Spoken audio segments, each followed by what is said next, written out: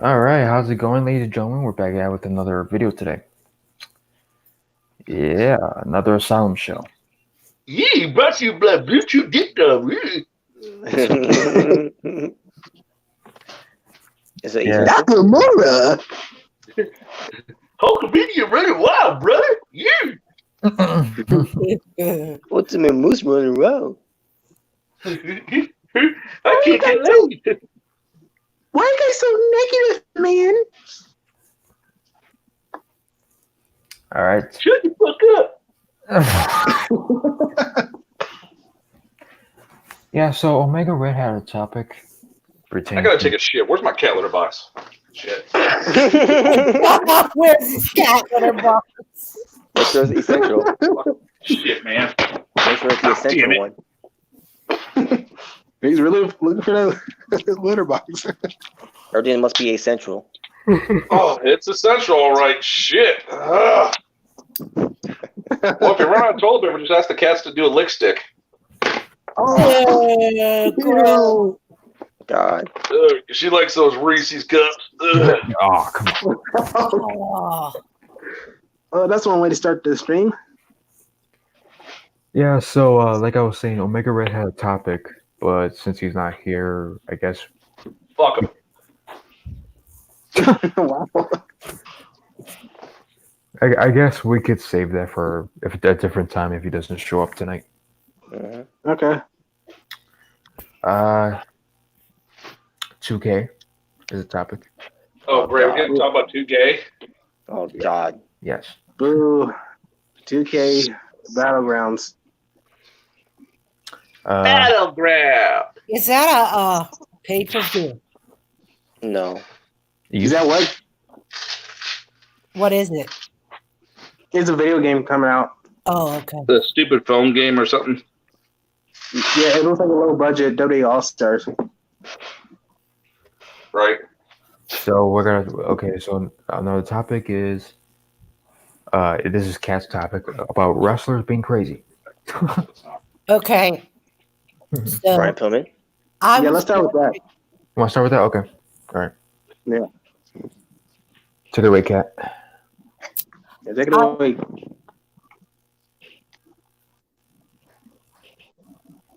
Go ahead. Okay. Well, Well, you go, Kat. all right. I was watching these. Nuts. I was watching these little videos on YouTube about different wrestling incidents and all of that, and one of them struck me. I just thought that it was really ridiculous, and these wrestlers these days, I feel like these wrestlers and their justifications for behaving the way they do is just retarded. And I feel like they've got mental problems. And like Bob Holly, look at him now. What is he? He's nothing. Okay.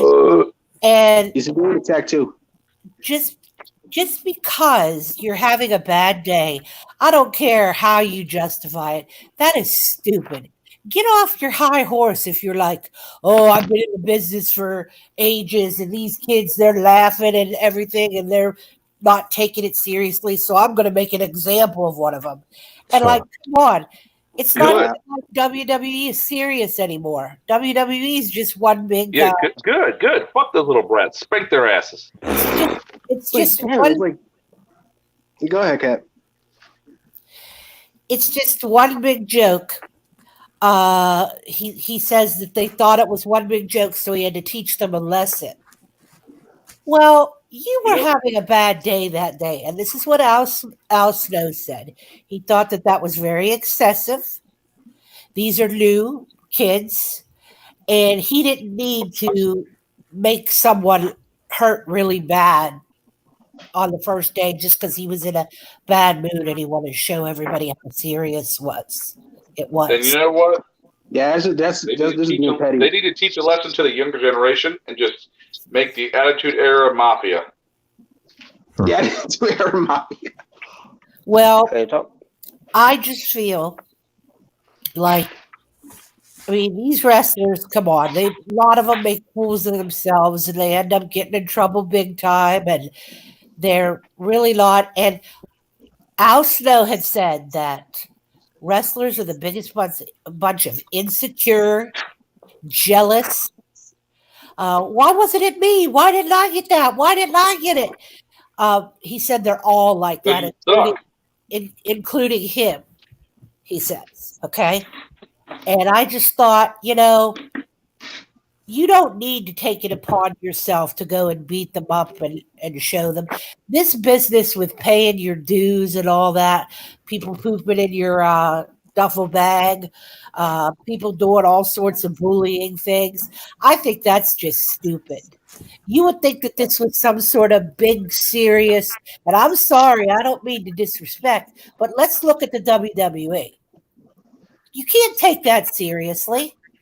And these are the people like, oh, I'm going to beat a newcomer. I'm going to beat him up because I have to show him how it is.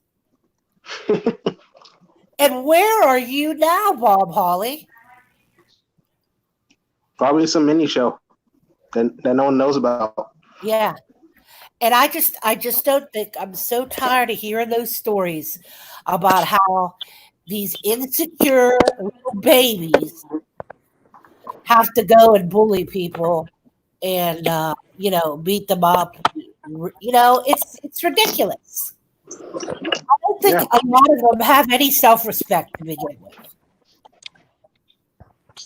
It made me angry. It really, really upset me. And he was bragging. He was bragging about beating a kid up. Wow, so you're Mr. Tough Guy, I just beat up a kid. I'm cool. I'm badass. They were all laughing when he came in. He came in and they were laughing, and he was having a bad day. But yeah, wow, boo-hoo, Yeah, misery loves company, man. Misery loves company. Yeah, and then like you said, look what happened to him later on. So yeah, Brock Lesnar fucked him up. Yeah, good. Yeah, he's miserable. If he's miserable, he's gonna make them miserable too. That was his mindset. But why do these people have to be so crazy? Were they that way, or did wrestling fuck them up? I think it's the roids. Are we talking about what Holly did to Macabatelli? Yeah. Well, karma got to him because he got his neck broken by Brock Lesnar. That's just not normal. And you know what? It's not just the Macabatelli thing. There's so many stupid things that go on in wrestling. And I don't know. They think that they're above it all, and then one day they're going to be nothing. Yeah, especially JBL. Because JBL, I heard he was like a huge bully. He was backstage. Like always messing with people, bullying people around. By Joey Styles, so who cares? Yeah, that was his karma. That is perfectly fucking normal. Tell me about Joey Styles. What happened with Joey Styles? Who the fuck is Joey Styles? The commentator from ECW. I don't know. Maybe the greatest commentator of all time. No, I'm just playing. That little dude. Oh, the dude that played Alfalfa. Yeah. I don't know what you're talking about, but did he beat up JBL? Oh, he bitch slapped him in front of everybody. So he bitch slapped Mr. Dadbod? Awesome. Yeah, but was that part of a show? No, it was real. No, it was for real. Like he really bitch slapped him in front of everybody. Good. Because I heard he really caused problems for people, and Randy Orton has. Yeah, Randy Orton has. I heard Enzo Amore had problems backstage. Yeah, these are the same wrestlers who shitted on people's bags. They're ridiculous. They think they're above the line. You know what they are? They're that typical jock. Yeah, they always act like they're your top hit. Well, no, that's awesome, dude. Whip that ass. Yeah. Especially JBL because he's like I think that was during the time he was WWE champion or something like that. And he's think he's top shit, so he's gonna be a dick to people. Oh, he's shit, all right. JBL, let's be real. Like Paul Heyman said, if it wasn't like you wouldn't be nothing if Triple H wasn't SmackDown. You would be a toe jumper. I heard that. You got lucky. Hey, they had to job me out to a midget dressed like the Joker. Fuck you. Well, Good. when I was listening to Bob Hawley talk about it, he was such a cocky ass, acting like he's this hard ass. He'll beat anybody up. And I felt he looked like such a jackass while he was talking. He pretty much is a fucking jackass. Yeah, he is. I don't see him that way. I do, especially his man titties. I'm not really sure. I don't really see him that way because I never hear any bad things about Holly. Yeah, Hardcore Holly's the fucking man. I mean, other than what he did to Matt Capitelli, I didn't condone that. Because it was not right what he did there. Obviously. No, it wasn't. Well, same time, I don't see him being that type of person. When it pertains to you know him personally.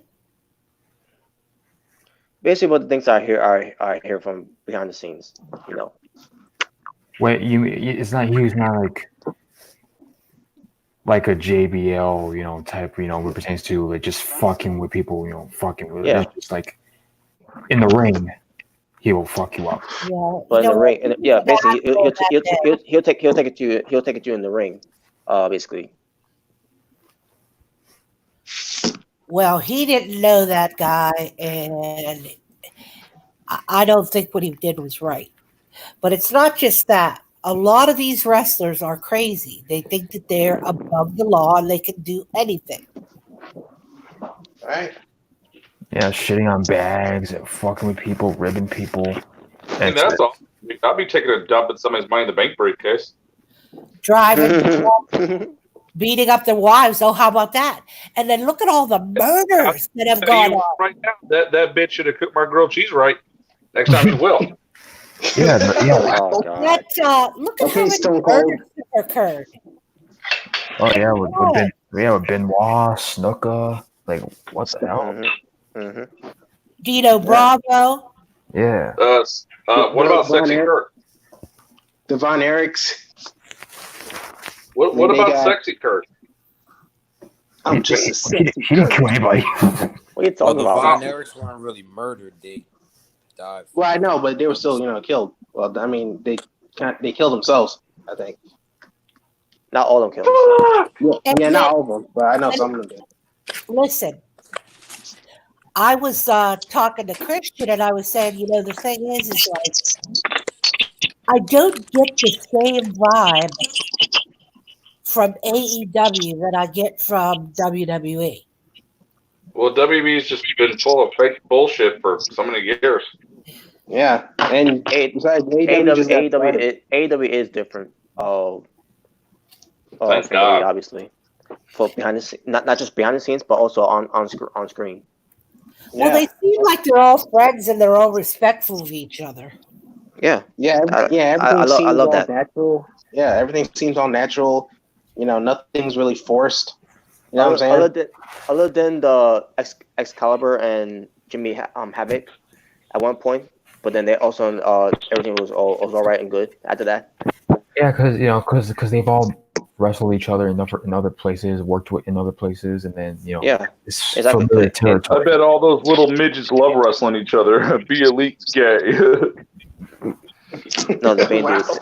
I somehow can't see Kenny Omega peeping in somebody's bag. Maybe in being the elite episode he would. Why would he do that? He's already wrestled a sex doll. Oh, he'll kiss a man. Like, yeah, okay.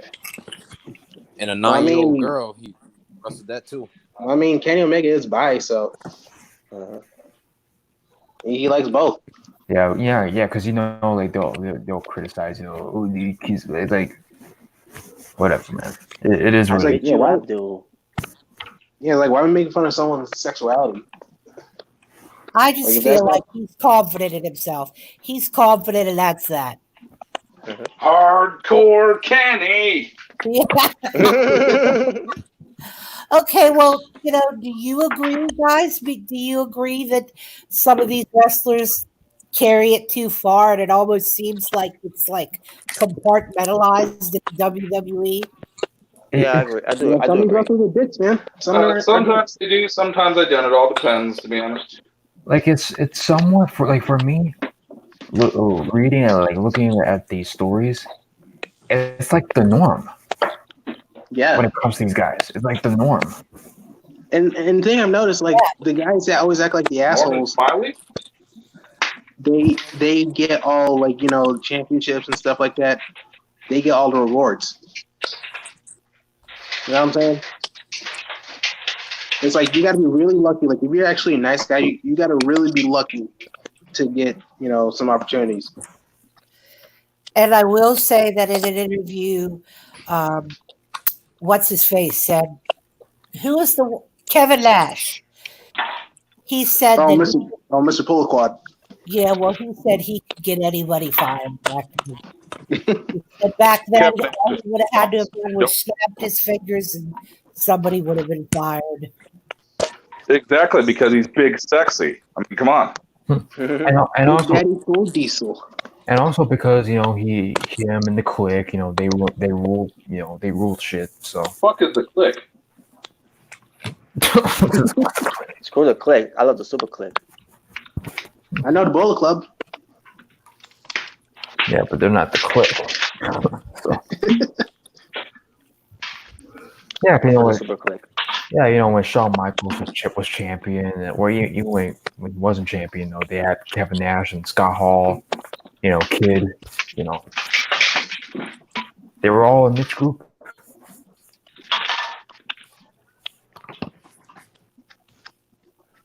It's funny you mentioned Hardcore Holly, because he told a story about how he confronted the whole clique, saying that they need to stop like their antics or whatever. And Kevin Nash literally said in an interview, if he would have went to all of us and told us, that's what I heard that. Yeah, Kevin Nash was like, if Hardcore Holly, if he ever came to all of us and he said to stop, he would have had his bag shit in that night. Wow. Ugh. Okay, that is awesome that Kevin loves Reese's cups. That's great. You know what? You're ruining Reese's cups for me. I would never want to work. I would never want to work for WWE during that time. Hell no. Especially how it was backstage. Go check your bag. I took a dump. I'll probably like start a fight there. I guess paying this works well in WWE, even behind the scenes. Yeah, Kevin Nash was like, hey, Bob, he may be a tough guy, but he ain't going to kick all four of our asses. Well, hey, I mean, he does have a point, but you never know. He could have gotten some fun. He's got a point. And what? Exactly. You're going to pull a quad before you get to my ass, you big, sexy beast. Oh, God. Yeah, okay, the Russian. And then Scott Hall, he responded to Hardcore Holly too, and he was basically like, dude, like there wouldn't be left for me and anybody else in the clique, to pick apart after Kevin Nash, kicking your ass, Hey, yeah, I'd fuck him up. Hey, yo, boy toy, get your ass out of here. Well, just You kick him in touch his my knees. gold necklace, Chico, I'm gonna fuck your world up. Something bad happened to this chain. Something bad happened to you, man. Say hello to my allowance, man. My grandma gave it to me.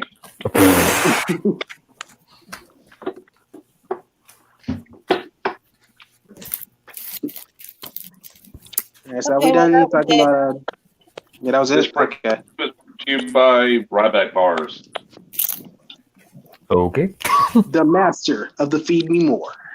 Yeah, what were you gonna say, Kat? No, I just said that. That's it. That's I'm it. done with that topic. Oh, that's it. Okay. Okay. And So, honestly, Hardcore Holly sounds like a dick, and Kevin Nash has always been a dick. But I think Kevin Nash now has matured with age. Yeah, maybe. Maybe. Yeah, let's talk about Jinder Mahal. Why? Oh, Okay. Exactly. Look, Jalen. We Well- don't want to talk about your other favorite wrestler besides Roman, okay? Well, No. hold on. Here's the reason why he brought him up. So, what Jalen was reading, some comments when it pertains to WWE and all that. So supposedly, there's people who want Jinder Mahal. Well, here's one of the comments. One of the people wanted Jinder Mahal to replace Apollo Crews in the Money in the Bank match. Have him win the briefcase and go against Drew McIntyre for the belt. Yes. Yep. Book it now. Yes. Book it. Yep. That's a Yep, WrestleMania. I am down for that. We need to have the modern day motherfucker as the champion. Yeah. The modern day motherfucker. Have him Yes, go through in 5 I'm seconds. going to face that Irish piece of shit. I'm Scottish. Break his back and fuck his ass too. What's the difference? he's spotted. What's the difference?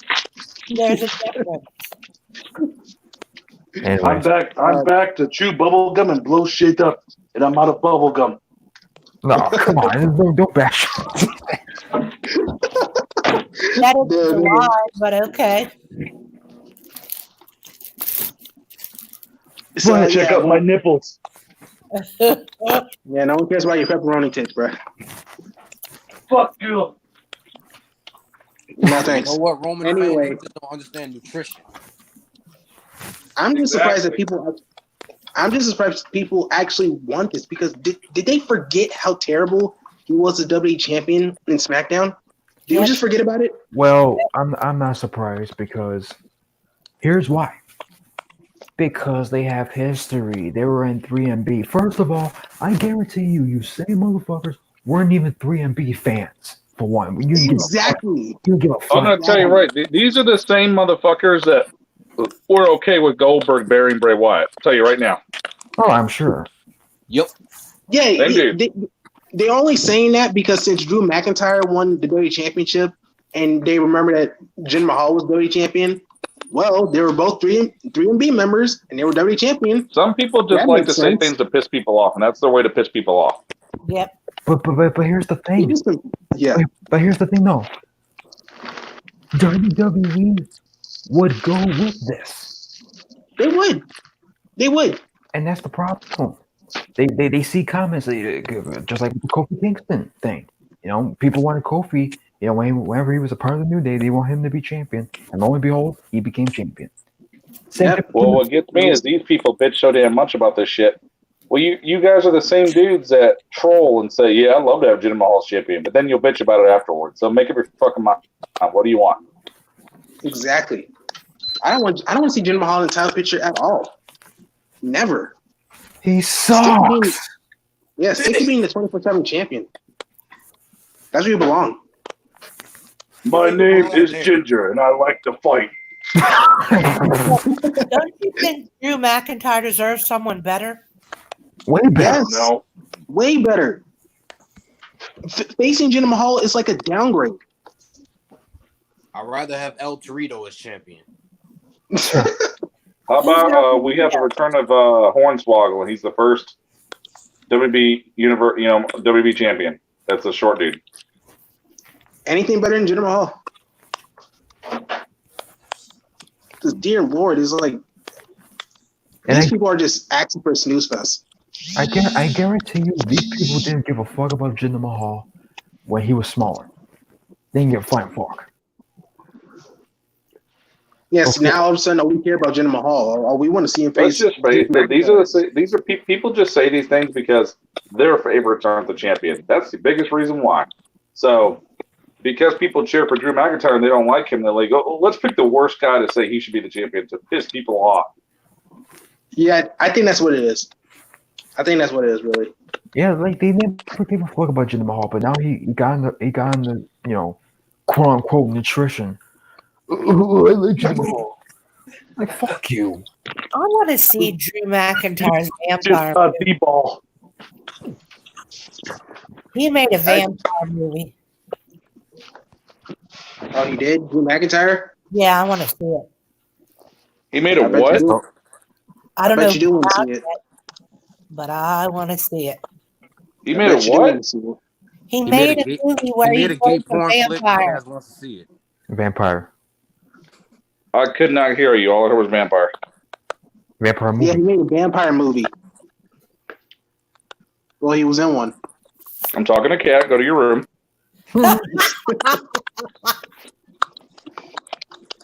Sorry, but that was funny, Wow. and that was me too. That was funny. Yeah, that was Okay. funny. Well, I bet it was funny. I'll have to look that up. I It seriously. sure the fuck was. Let me 5-star. find it. I'm going to the Internet Movie Database right now, and I'm going to find that. I'm I sure almost thought y'all meant that you said, because the way it came out when you said, "Oh, I want to see that bad," I almost thought you meant, does he have nudes? Well, that would be nice, but no. Yeah, because everybody was talking over one another. So My bad. So it's like, you really want Jinder Mahal to face Drew McIntyre? What is wrong with you people, man? What is right with people? you see now, this is why we can't have nice things. Yeah, this is why I stick with NXT, man. Of all people, Or is- to challenge Drew, let's have Jinder Mahal do it. or as Stewie would say about America, this is why we're losing. Yeah. You know what? And you want to bring up, the whole history thing? Drew McIntyre's history with Dolph Ziggler. He's not gonna face for the WWE Championship. Yeah, I don't care about that either, but I'd rather see that than Jinder Mahal. Who else has history with Drew McIntyre? Well, Braun Strowman's in SmackDown, so forget about that. There's other people that had history with Drew McIntyre. Andrade, when he was in NXT. Nah, player, I came back to a SmackDown, and we're gonna have a 6-man world title match, player. What? I'd rather have freaking MVP face him. Here's a guy, Bobby Lashley. Bobby Lashley.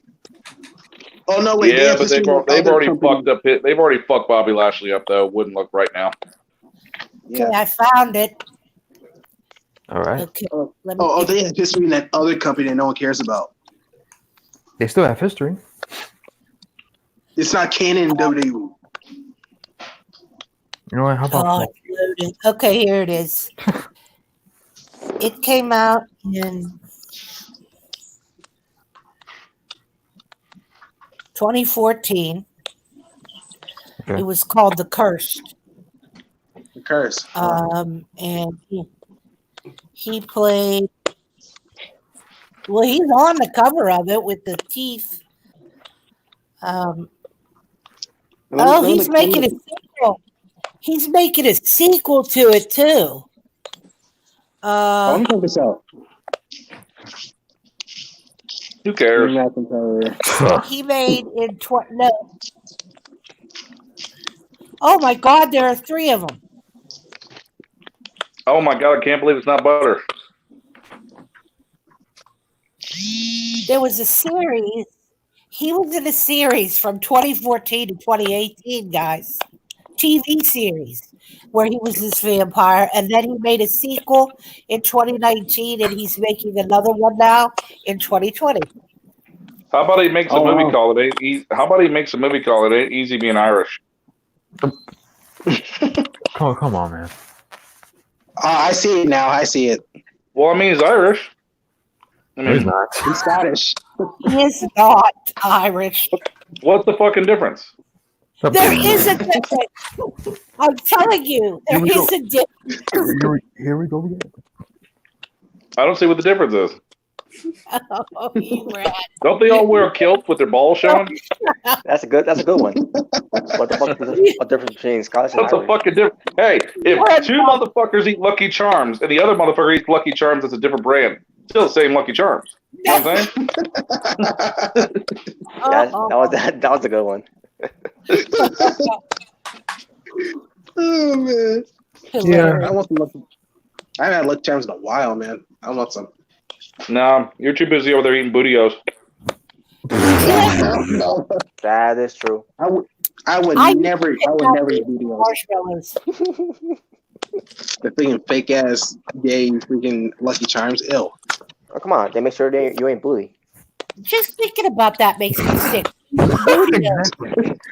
Hey, anybody want some inside out anus cavities? Yeah, that's awesome. No. Hey. It's a cereal about our butt cheeks, and if you order now, you get marshmallow cock. Yay! Come on. Did anybody else? Come on! Did anybody else pick out the marshmallows when they were kids? And No, eat them? that was the best part. That's what I did. I ate the marshmallows. Why Why would you take the? I've never heard someone take the marshmallows out. That's like the best part. No, Oh, wait, no. no. You misunderstood me. Not take them out because I don't like them. Take them out to eat them. Oh. Yeah. Yeah. How I'll about say what the the fuck is brown wrong with parts you? too. And I never Yeah. could understand the purpose of the wheat. I was like, just make it all the marshmallows.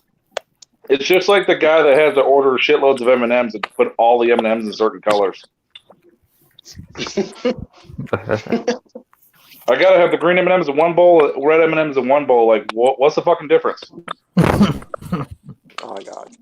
I would It all totally, tastes the same.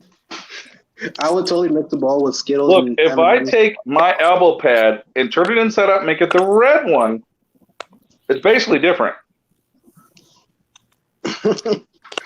Okay. Kids, you just learned a lesson out there. If you wrestle somebody and turn your elbow pad inside out and make it a different color, it actually hits harder. Just want you kids to know that. Thanks for the tip. Well, it's just, that depends if she wants just the tip. I want some Lucky Charms now. I bet you do. Magically delicious. Oh, I bet you do want something magically delicious. Like something that makes sure you ain't booty. Yo. Anyway, so we're gonna talk about Vince You McMahon. know where they're eating this fucking stereo, Johnny Gargano's. Johnny Gargano's.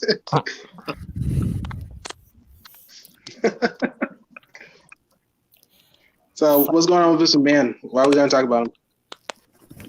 I don't know what's going on. Was that even the top? Oh, okay. All right, Robert, Vince. Oh, we're going to talk about God? Cool. We're gonna talk about God. Yeah, whatever. And by the way, just let y'all know, I don't care what WWE does with Jinder Mahal because I don't watch it anymore anyway. So Nah, yeah, fuck Jinder Me Mahal. either. Yeah, me neither. I haven't watched it since 2015 because that was the best year ever. wink, wink. Fuck your wink. Now the correct reaction is fuck your fries. Fuck your fries. Fuck your fries. All right, what's going on with Vince? Yeah, what's going All on right, with Vince?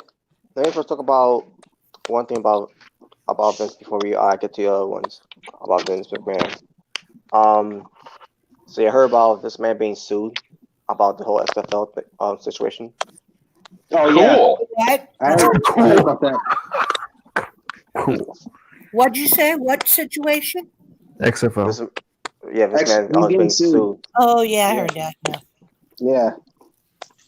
Yeah, all I can say is that, well, good luck to you, Vince, for that one. You're going to lose this one. I already knew. We already knew that XFL was going to be a failure anyway. So I don't give a fuck if he gets sued. You deserve it, you little asshole. He does. No, Hey, I you know don't. what? Vince McMahon just released over 50 guys. Karma's a bitch. Yep. So yeah, this could be one lawsuit he cannot win. Besides CM Punk. and obviously other things too. Yeah.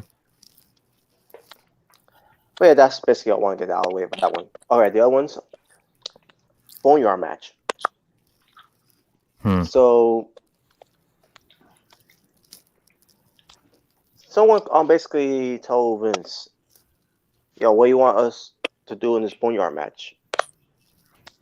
Basically, they wanted some input from Vince McMahon because he's such a genius and everything, right? And he's very creative. Yes, right? he is. Don't you forget it. Yeah. Yeah, please remember that. So Vince McMahon's reply to that, I don't remember who it was. I'm pretty sure it was the creative, producers, whoever, that was behind all the Boneyard thing. Vince McMahon, this is his response. I don't care. Just make it good. Wow. Yeah, make it look good. Yeah. You know what? Just steal Broken Matt Hardy's bullshit. You would think that Vince McMahon will say that, but no. He just say, I don't care. Just make it look good. What a genius! What a lazy fuck. What a man! What a man! What a mighty good man! Money. Oh, God. Money. Yes, money that he lost. Well, he is a genius. This man did wrestle God, so. That makes him a genius. And not to mention, I heard about this man also losing money because of this year's WrestleMania. Then, obviously, with this whole pandemic going on. I am a damn genius. Look what I did to Brett. Which, that was years ago. We're talking about what you've done for us lately. Which has been nothing. You've been doing nothing for us. I think I'm going to call up New Jack and ask for some coke. And the do-rag. Hey, thank you. I'm still waiting for the Nakamura push. That ain't never gonna happen. Which I know it ain't gonna happen, but unless he's in NXT. Just saying. Nah, he had his push already on NXT. Exactly. Yeah. He'll be pushed off. He's already pushed off the stage. There was another article. Go ahead. Yeah. There was another article that I found. I guess I never sent it to you guys. I can't even find it now. It was on YouTube. Somebody posted, and literally the title of it was called like Vince McMahon doesn't give a fuck. Not giving a fuck. Oh God. Since when did he did? Like the article was like it was basically the title was Vince McMahon and for the past few years, as it stands about not giving a fuck or something like that. It's like I forgot what it was. I'm not surprised by that. Yeah, I can't even find the article now. Wow, that's. Well, I mean, it's nothing new to us, but at the same time, I'd love to know, the full details of it. But Vince McMahon saying he don't give a fuck is awesome. Oh man. So yeah, there was that whole thing with the whole. I mean, the Boneyard match was still going to be good, in my opinion. To a 10-year-old. Oh, come on.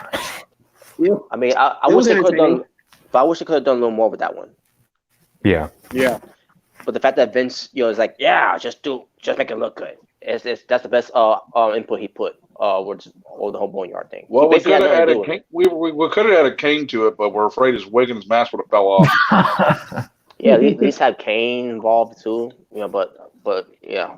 Yeah. Instead, let's have American Badass, I guess / Dead Man. I guess. I guess that's Yeah, what we can actually have Kane show up one-time appearance by Isaac Yankem. Or at least having Triple Bull show up Yeah, too. yeah. Instead of having Kane help out Undertaker, no, let's have Undertaker just beat up all the druids by himself as himself. And they never came back. Like, come on, man. The American Deadass. They need to just retire him. Yeah, all those Druids took half-ass punches, and that was it. They're knocked out. We're gone. Bye-bye. It's like they were Yeah, putties. like, look, Undertaker, I respect everything you've done, but please just retire, man. You've done enough. Yeah. I think he will. It's not exciting anymore. Once the last Raw documentary No. comes out from the network. All right, so that was one of the things about Vince McMahon. The other thing is, you guys He's a god. you guys go get kicked out of this. No, he thinks he's Okay. God, but in reality he's not. No. But you guys go get kicked out of this. Apparently, what pertains to this whole coronavirus situation, what pertains to the PC, in the performance center. Yeah. But obviously that's the only place they can do their shows. Apparently, I heard some details. There's a cure for anyone not to catch the coronavirus while they're working. It's called wiping your ass.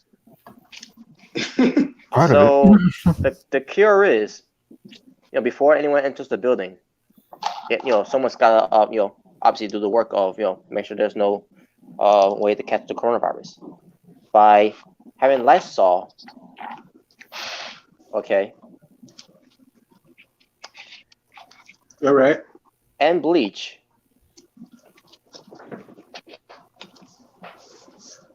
And then do the works and of the whole PC thing before anyone enters the building.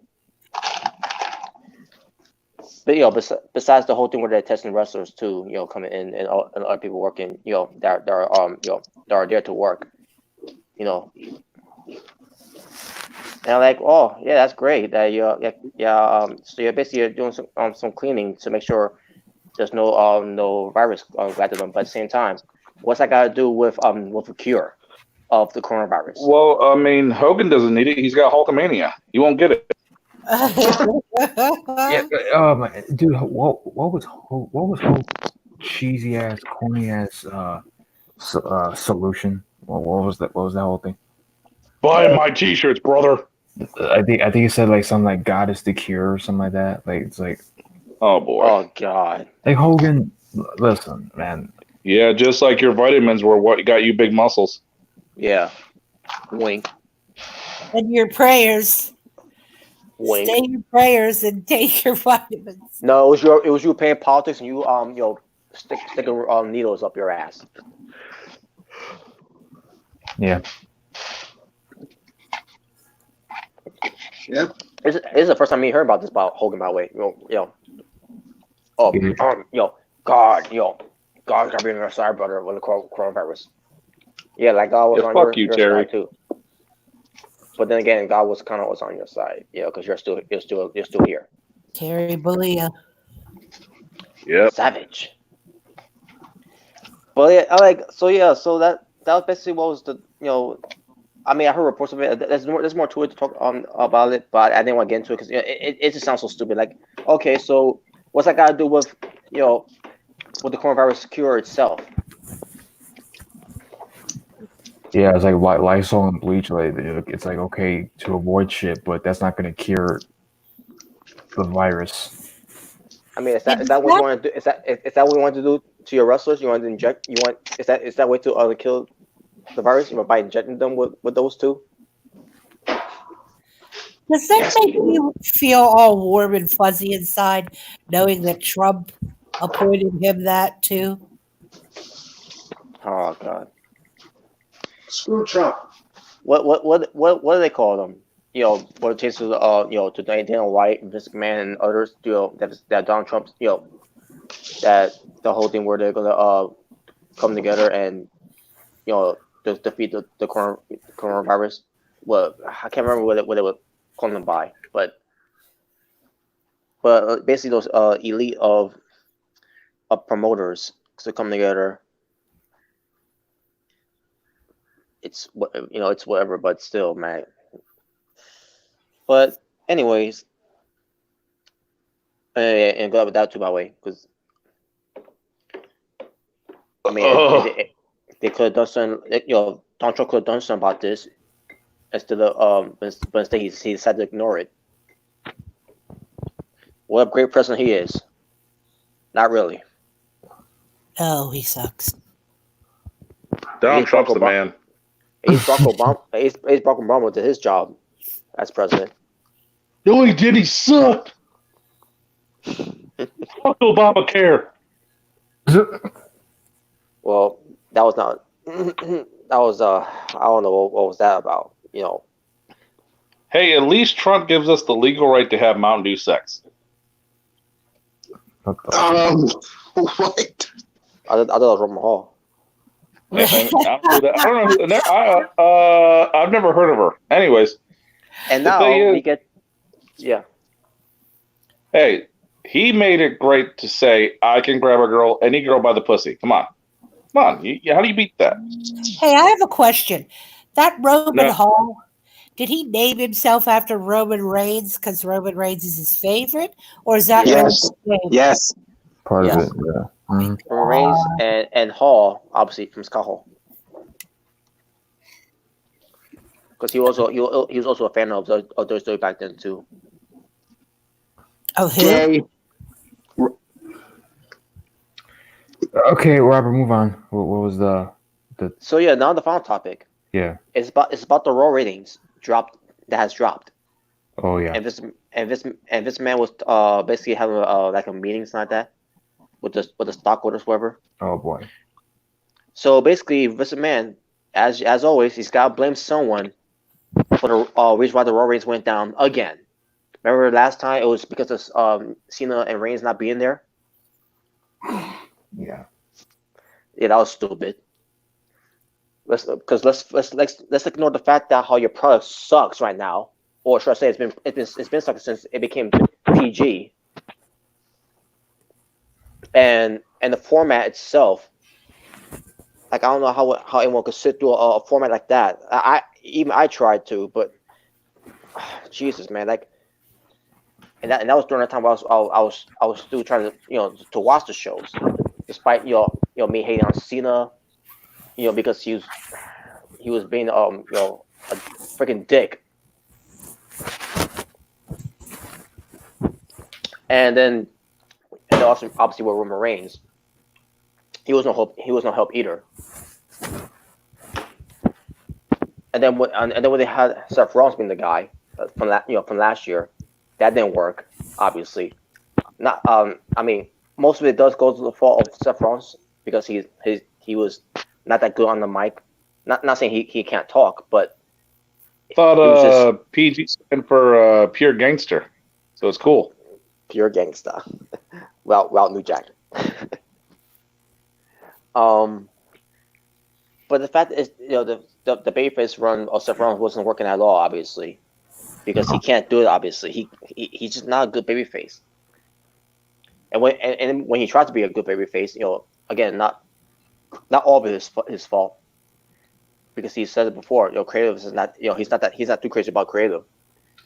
And obviously, creative. There's nothing that creative can do anyways, because this man is, you gotta go run by him, and he always gotta change things, and he's always got rip scripts up too and all. Which has always been a pattern of Vince. And then what other things too? Obviously, pushing the women's revolution agenda, trying to capitalize on that. Even though they didn't want to get behind that in the first place, because Vince McMahon was never a fan of women's wrestling. Yeah. Mm-hmm. You could also say the same thing with tag team. Where tag teams, division was getting hot and everything, and then also Vince McMahon always got to find a way to kill it, and had Braun Strowman to do it too. Haven't forgot about that. And then they added more flame into that fire. Having the whole Nicholas debacle from WrestleMania.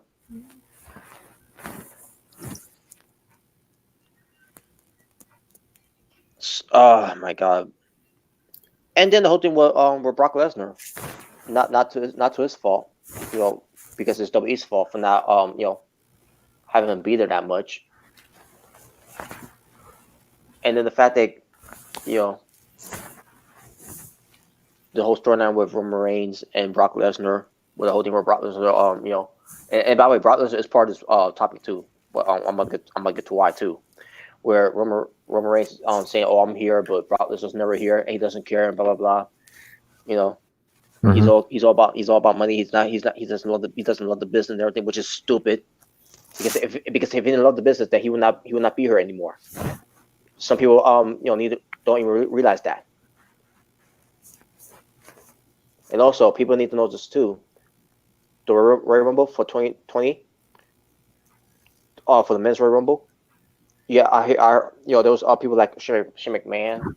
I can't remember anyone else that also involved with that booking too. But Brock Lesnar was one of them.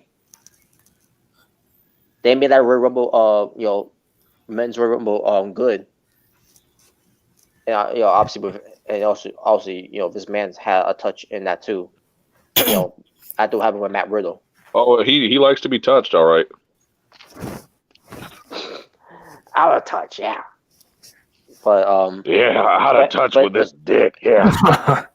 But for the longest time, that ended up being one of the good Rumble matches. Obviously, because Drew McIntyre won, and it did make Drew McIntyre after the whole Brock Lesnar elimination, then made Roman Reigns and basically winning at the end. So basically, Vince McMahon, he's got a new blame game here of why the Reigns went down. He blames the new talents. Oh God, here we go. You fucking kidding me? Yes. Doesn't he always? The new talents that he have on Raw, like a Ricochet, Cedric Alexander, Aleister Black, Selena Vega, Humberto Carrillo, Andrade. Well, right there goes your push. It's done now. Austin Theory. Yeah. Let's throw your own talent under the bus. Okay. Hey, you know what? Yeah. He's gonna be like, you know what? Fuck this shit. We're having Goldberg come back. Yeah, that does it. Oh. I can't. I just came back. What happened? What did this man do? Who else is there as new? Not that. Angel Garza. Angel Garza. Yeah, Angel Garza. He's new to the scene. Yeah, basically, this man's blaming the new This man's blaming the new talents, for Raw Reigns dropping. Wow, you're gonna. So you mean to tell me you're gonna blame your own talent just because you don't know how to book a show? Well, you might as well say that he's gonna bury them now. They're gonna get buried. Yeah, of course. It already happened. Of what I heard, it already happened last week. Yeah, but better watch it. They're gonna join the unemployment line too. Of what I heard, Angel Garza was the main event against Drew McIntyre, and he lost, and he never got a chance to take his pants off. The whole thing with the whole thing that Angel Garza does is that he rips his pants off, and obviously it reveals that he's wearing wrestling tights, but he never got a chance to take it off. He never got a chance to take it off. Of what I heard, Drew McIntyre just buried him. So it was a squash match. I don't know if it was because I don't watch anymore, anyways. But wow. Also, I heard too. Andrade was getting asked by Drew, and Selena had Angel and Austin to come down there to help, and they was like, "No, you go in there." Basically, they were scared to get in there to face McIntyre, even though it was a 2-on-1 situation. Yeah, dude. And this is why I'm glad I'm not watching. But man, I just feel so bad for some of those wrestlers. That the fact that your boss is going to blame you because the ratings are going down, that is just some petty shit, man. Even though Drew's the champ, they pretty much buried those guys. They made them look like bitches. Mm-hmm. Dude, it's like, of course, this man's not going to take the blame. If the ratings are dropping, it's the new stars. They don't have any charisma. They're terrible. Of course they do. They're just not giving them a chance to. That's Vince mentality. Yeah. If it's not, Brock Lesnar or Roman Reigns in the top, main event scene or whatever, of course they're gonna blame the new stars. Like, Angel Garza, he sucks. Andrade, he sucks. You're damn right. He sucks. You're damn right. Which is not true. You don't think that Roman's going to just go back up to the top, do you? He does suck. Even Hardcore Holly told me he sucks. You know they're gonna bring him back to the top. They're gonna bring him back. He's mad at Roman. He's probably gonna get over it so quickly, and it's like, oh hey Roman, welcome back. Although I don't care for Roman, that was the smartest thing he could have done was be worried about his fucking health. And all of a sudden, you don't like a motherfucker because he's worried about his fucking health. You're a piece of shit. Good. Yeah, you are. Good for you. Good for you, Roman. Yeah. Fight the power. Yeah, you still got people trying. You still got people trying to support this fucking company. Fuck you, man. I don't get it. Like I said, they'll support anything they do. I don't get it. Anything they do. This man could probably take his shit in the ring. They'll say, "Oh, that's the greatest thing ever." It's such good shit. Yeah, they will probably say that. So then, not only he blames the new talents, but he also blame all on Brock Lesnar. Oh. And you want to know why?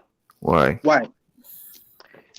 Because he's no longer the champion, and he barely doesn't show up.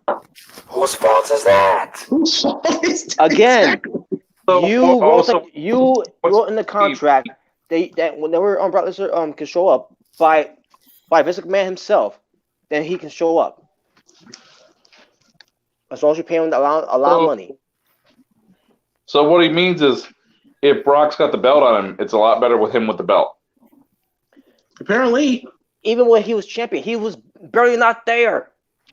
Exactly. So what's the difference? Even when he has the belt or not, he's barely there. If Brock's the champion, we get ratings up the ass. And even when Brock Lesnar was there, the ratings didn't go up.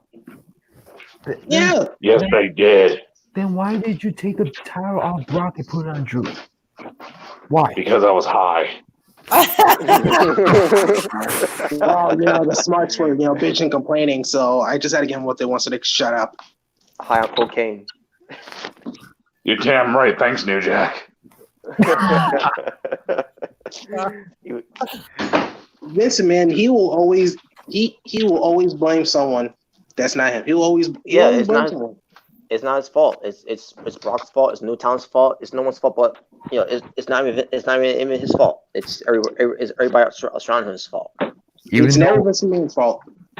Even though you're the one who's making all the decisions at the end of the day. Okay. Yeah, you make all decisions. You run the company, so everything that happens is in your hands. And plus, for those people that were tuning in to watch Brock Lesnar, I'm pretty sure they did boost the ratings up until Vince McMahon did that stupid storyline where Brock Lesnar's never there. He doesn't like people. He hates fans. He doesn't care, and that's what that drew people away after that. Because of the whole Roman Reigns agenda. Yeah. It's just I don't get it. Yeah, it wasn't my fault. Vince McMahon, he'll just never take the blame for anything. He will never take the blame for anything. No shit. If something bad happened in WWE, it's someone else's fault. It's your damn fault for liking midgets. Okay, sure. Well, then why are you hiring? I'll be right back. New Jack's calling. New Jack's calling. Jesus Christ.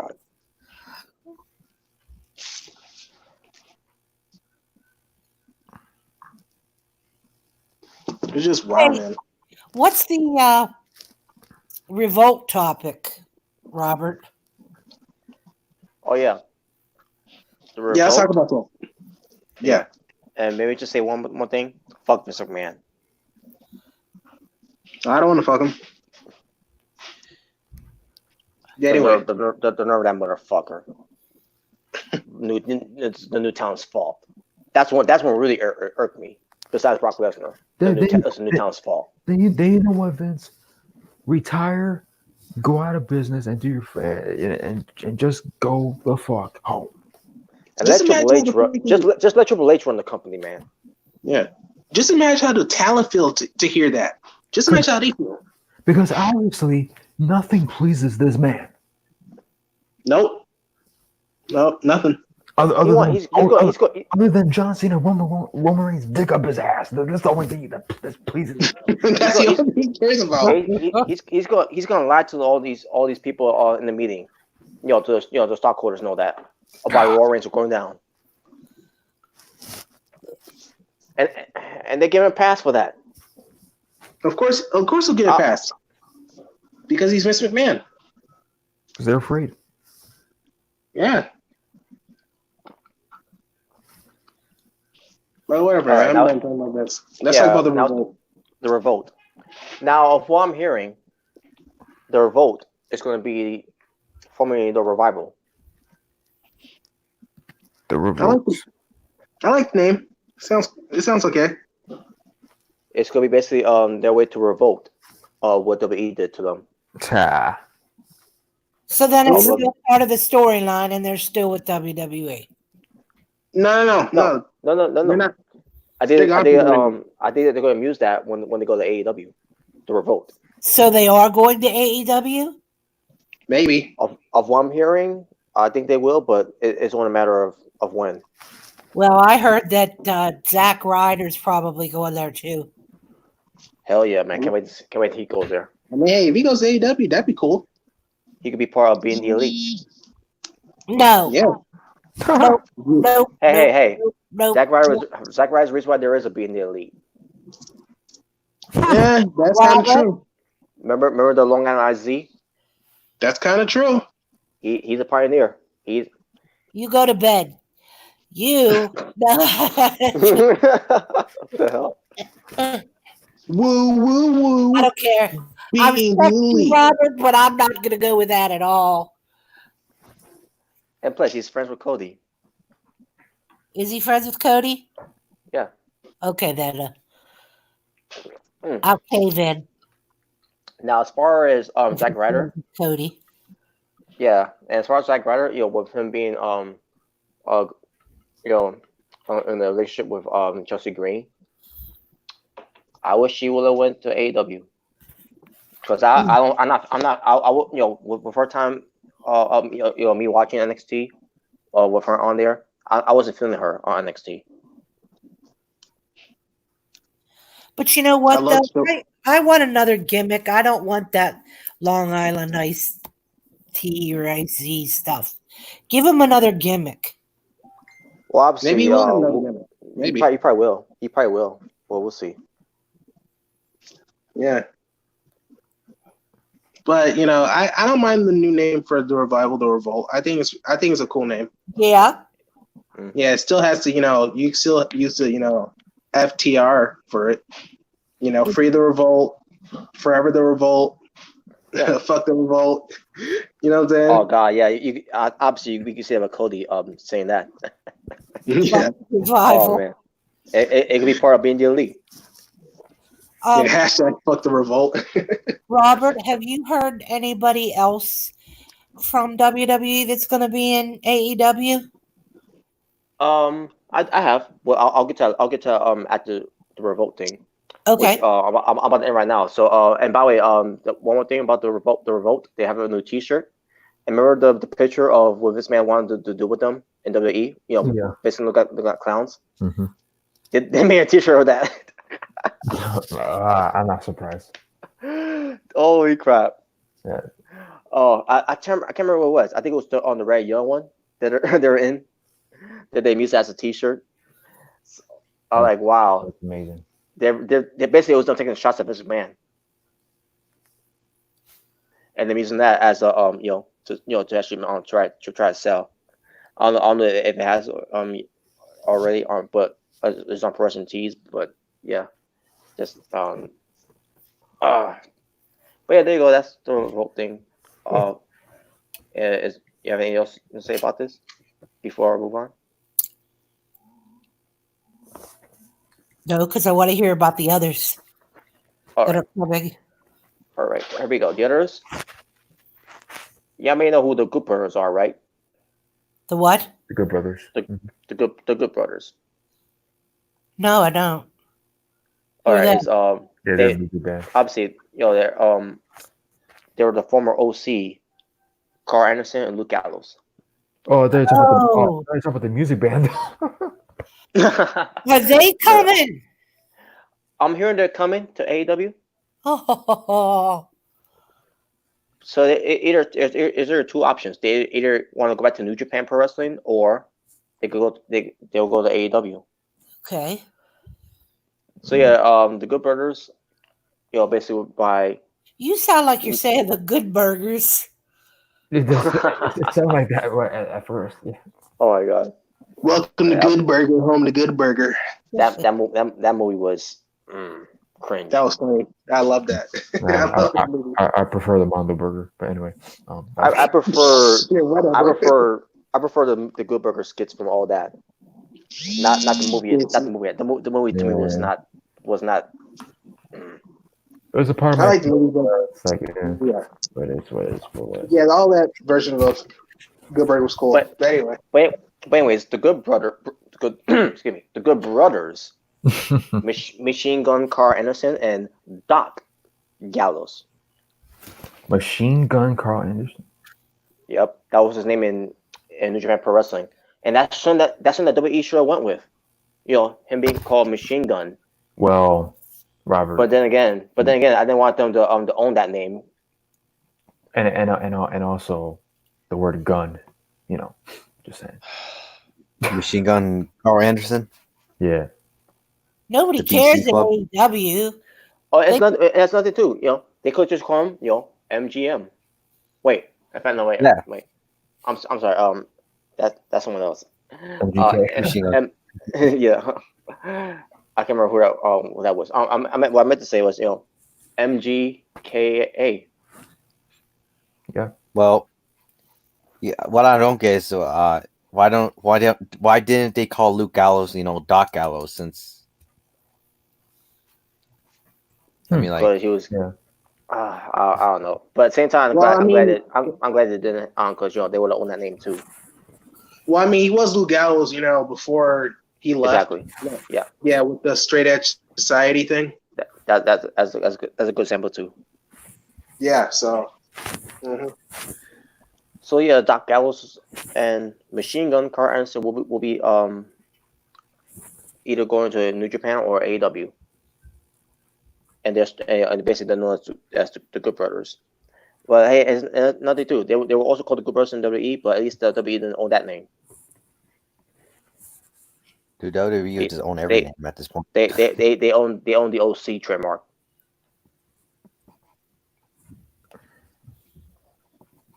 So yeah, I don't know when it's gonna happen. Obviously, they can't go to Japan because this whole pandemic going on. It's gonna be impossible. So at this point, they should go. They should go to AEW, and then they go worry about going to New Japan because what pertains to being part of AEW, just like on Moxley, Jericho, and Brody Lee, and also on Matt Hardy. They could do both. Yeah, they could do both. Because Moxley's still the United States champion. Well, John Moxley is the New Japan US champion and the AEW World Champion at the same time. So Hell yeah. I don't know if you guys are. Yeah. I love that U.S. Championship belt from New Japan. That is so beautiful. Mm-hmm. That is a beauty. I like who's wearing it. Of course you do. Hell yeah. Moxley, he's a better national champion in Japan than he was in WWE. Well, Yeah. Moxley, hopefully he has an entrance one these days where he just has both the championships in both arms. Yeah, like Kurt Angle did when he was, Oh, yeah, TNA definitely. and IWGP champion. Definitely. That'd be cool.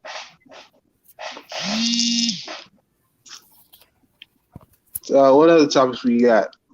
Are we still done? Are we done? I want to talking bring about this? I want to bring up the just to get this out of the way, the mystery topic. Okay. Okay. The mystery topic. there's a missed topic where it pertains to someone going to a promotion that he's interested to going in, and he goes by the name of Essential Character 3. EC3. 3. Yeah, guys guessed it. And on this basis, I don't know if that's going to be his name.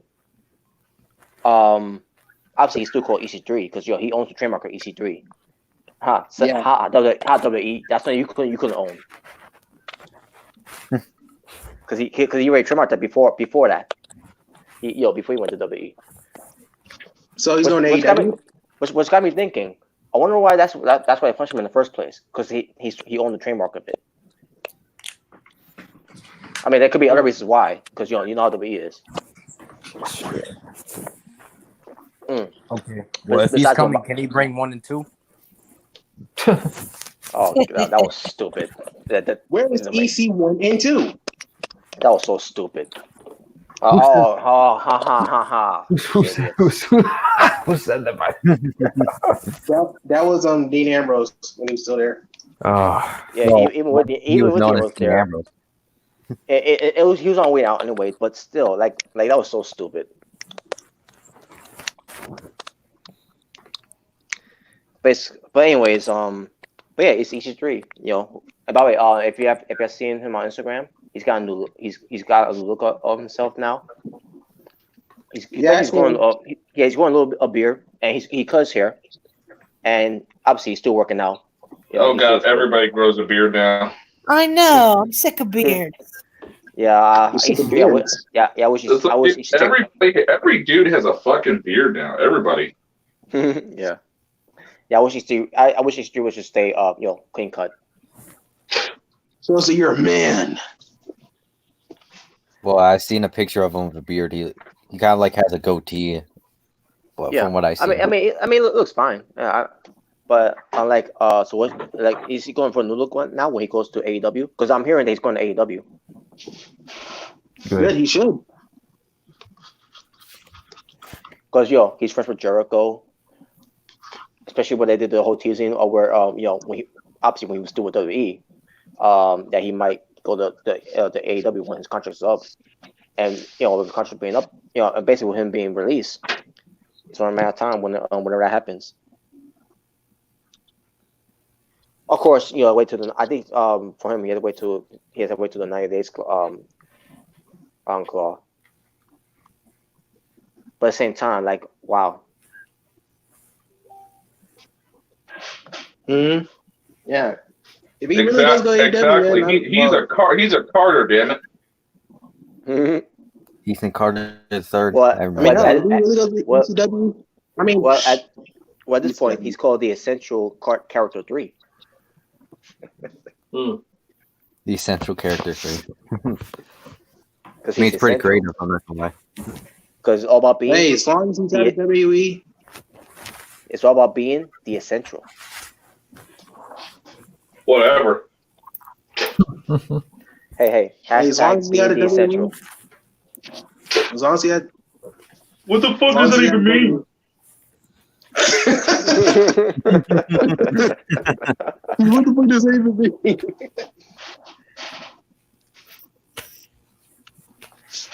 Oh, you were saying, Jalen? Jalen. No, I said, as long as he's out of WWE, that's all good, man. And that's another thing too. Fuck WWE for what they did with EC3. I agree. They could have they could have a top guy in this guy.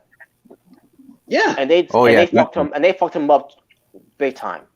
He can talk, he can wrestle, he has a good look, a good personality, and they fucked it all up. Dude, EC3 is the better version of Cena. That's what he is. I agree. EC3 was great in Impact at TNA. He was great. like he was one of my favorites. Yeah, he was great as a heel and a face. He was great as both characters. He was great in both roles. Yeah, They fucked him up so bad. They never gave him a chance. Never give him the ball to run with it. Guys, I mean, come on. We were going to bring him back, put Clown Pit and call him Ronald McDonald's brother. That's what we were going to do. and there was no explanation of why they never give him the chance. Other than we were going to have him. We were gonna have him be a 3-man duel with the rival and call them the Living Colors. The Living Colors. I mean, other than him going elsewhere to make and got himself over. Other than that, there's no other explanation of why he couldn't be the guy and why they treated him the way they treated him. Honestly, I would have liked to see a EC3 versus Bobby Lashley or Bobby Roode feud in WWE. If they were top guys, I think that would have been good. Hell yeah. I agree with Robert when it comes to EC3, but the biggest disappointment for me personally has been Bobby Roode. That's the biggest disappointment for me. Yep. Oh yeah. Because he would look like, if you see him in NXT, like he was booked perfectly, and he was a serious character. He was a great. Are you talking about Bobby Roode? Yeah. Yeah, Bobby Roode. That's because he's from TNA. What did you expect was going to happen? Yeah, it's like, like I said, he was good in NXT. Dude, once they, when they fucked him up is when they made them debut on the main roster, but as a face. That was probably the biggest fuck up for Bobby Roode. Mm-hmm. Like, why turn him face? Yeah, why was he a face? Heel. I'm sorry, but he was really boring as a face. Really boring. I did not give two craps about him as a face. Good baby faces anymore. They don't know how to do it. Dude, after what I've seen TNA do with Bobby Roode when he was the heel champion, or even when he wasn't the champion, when he was beer money, when he was teaming up with Austin Aries, the heels. Dude, when he became world champion, he was just a pure asshole, and it was awesome. Yeah, yeah. When he smashed the beer bottle on James Storm and he won TNA title, that was great. Yeah, I was actually mad about that. You son of a bitch, how can you do that? I actually loved it. Yeah. Or anyone remember when Bobby Roode was in the Fortune 4? Mm-hmm. I kind of remember that. Yeah, he was. I don't remember too well. Yeah. But I love the Bobby with James Storm, AJ Styles. Cass. No, we don't remember because Fortune 4 sucks. Well, yeah. Do you guys remember AJ Styles with some frosties on his hair? Wearing Ric Flair's robe? The fuck was that shit? Yeah, you could tell that AJ Styles was not comfortable in that. Well, yeah, he even. It looked like Ric Flair and Frozen had sex and had a kid. if anything, it should have been Jay Lethal. Having turned heel and have push him as a serious guy, but instead, Hogan fucked him up. Yeah, because he's black. Because he's black. I obviously, it took a while for me to figure it out why Jay Lethal never got the chance when Hogan was there, and I know why. You racist piece of shit. Dude, it's like you said, Bobby Roode and Bobby Lashley, they were much better in TNA. Well, Bobby Lashley wasn't in NXT, but they were much better elsewhere than Raw and SmackDown. Mm-hmm. It's so. Bobby Lashley. Dude, no wonder James Storm didn't want to stay in WWE. Mm-hmm. No wonder. He made choice. He made a smart decision elsewhere. He made the smart choice. Yeah. Mm-hmm. Even though he was in NXT, he made a smart choice. Just imagine if James Storm was still there and they had Bobby Roode, and when he go to the main roster, they have him as a tag team, and they're called Root Beer Money. Oh God. They would come up with something like that. Root Beer Money. Yeah, they'll just drink root beer instead of beer. Because beer money ain't PG. That's why. But yet Stone Cold still comes in and drink beer. That was a different time. You know how Bobby Roode, whenever he was in TNA, he, almost every promo that he did, at the end of it, it pays to be rude. Ever since this motherfucker, I missed that. Ever since this motherfucker has joined WWE, it pays to be screwed, because that's what he's been. He's been there. Yep. He's been the ultimate jobber ever since he went to the main roster. Oh, but he won the United States Championship, so That don't mean shit. Exactly. You could say same with Baron Corbin. And Jinder Mahal. Oh, Jinder Mahal was a flop. Well, I think that's his champion. He didn't hold on that long. Yeah, Jeff Hardy took it from him. It was only for like a week. Yeah, if I remember correctly. It's Corbin held to it longer. But still, it was like, basically, if you're not AJ Styles and you came from Impact Wrestling, you're not gonna get a good push. You're gonna be either a jobber or just gonna be you're not gonna get anything. And look at Eric Young. Look what they did with Eric Young. They buried the empty when he got to the main roster. Yeah, when he got rid of Sanity, when Killian Dane went to NXT and Alexander Wolf went to NXT UK, they just made him a freaking jobber. Like, he didn't have the Sanity gimmick anymore. They buried Sanity hard when he got to the main roster. They buried him. When they had freaking The Miz beat them up, yeah. Yeah, that was ridiculous. That was stupid. I think even a little bit before that, honestly. All that you did with that's nothing. All that you did with The Miz by burying Sanity, just for him to go to WrestleMania and he loses. Not only WrestleMania, but then loses again to Shane, and then loses again to Shane. Like, oh yeah, that's done wonders for The Miz. At what cost? By burying Sanity. Great job, WWE. Well, Sanity got beaten by the New Day before he got beaten by The Miz. Oh god. Yeah, I remember that. Yeah, that's true. Yeah, that's true. Even though I didn't watch it, but yeah, I heard about it. Like I said, basically, if you didn't see EC3 on Raw, because you blinked and you missed him. Well, I never watched it in the first place, so. They screwed him. Me too. They screwed EC3. They screwed Lashley. They screwed Samoa Joe, Bobby Roode, Eric Young. Speaking of Samoa Joe, he's back. He's back on Raw commentary. Yeah, he can't stop getting hurt. How funny! I said Bobby Lashley. Who else? Who else did they screw? That's from Impact. Someone else from Impact. Yeah, I got one. Kurt Angle. Oh god, that was a big flop.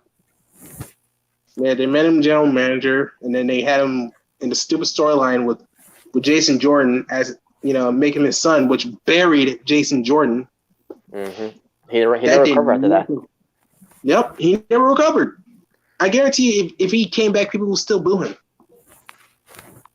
And that sucks, man. He didn't deserve that.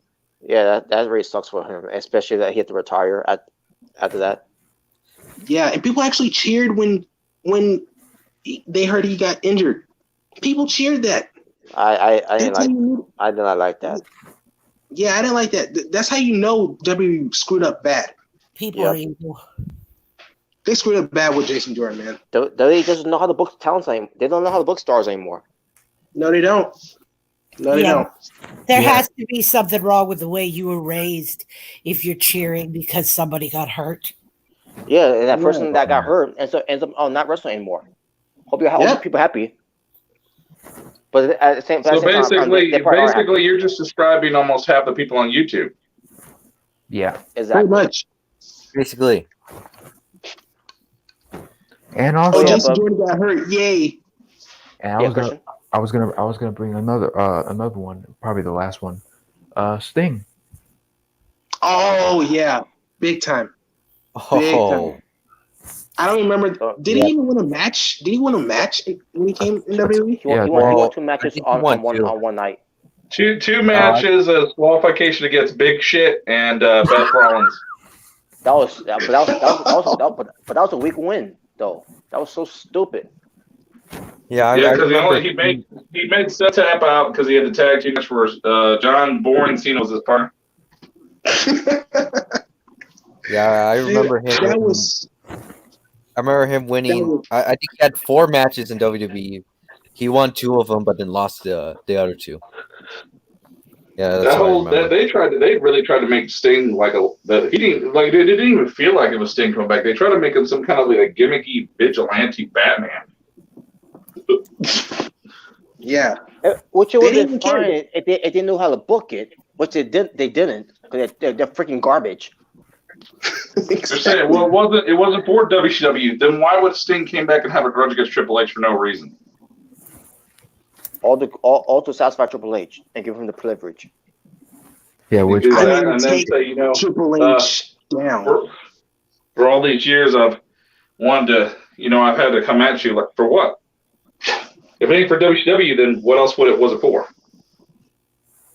Yeah, it didn't make sense. I hate that storyline, and they constantly kept bringing it up too. Like what the fuck? Are you stroking your own fucking dicks for that?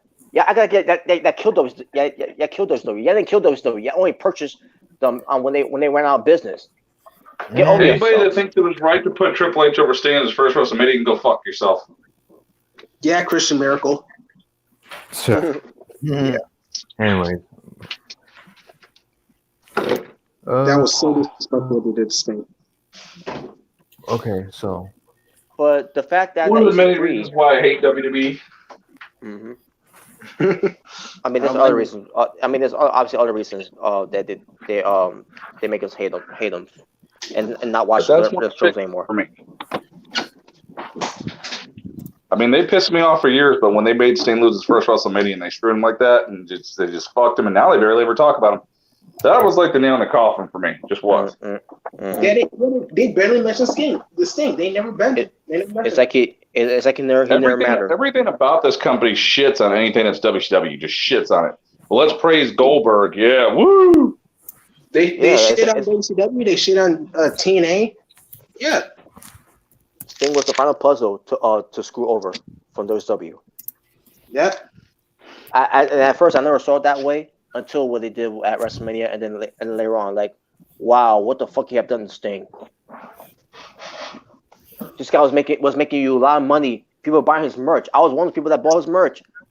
Yeah, people were treat him like this.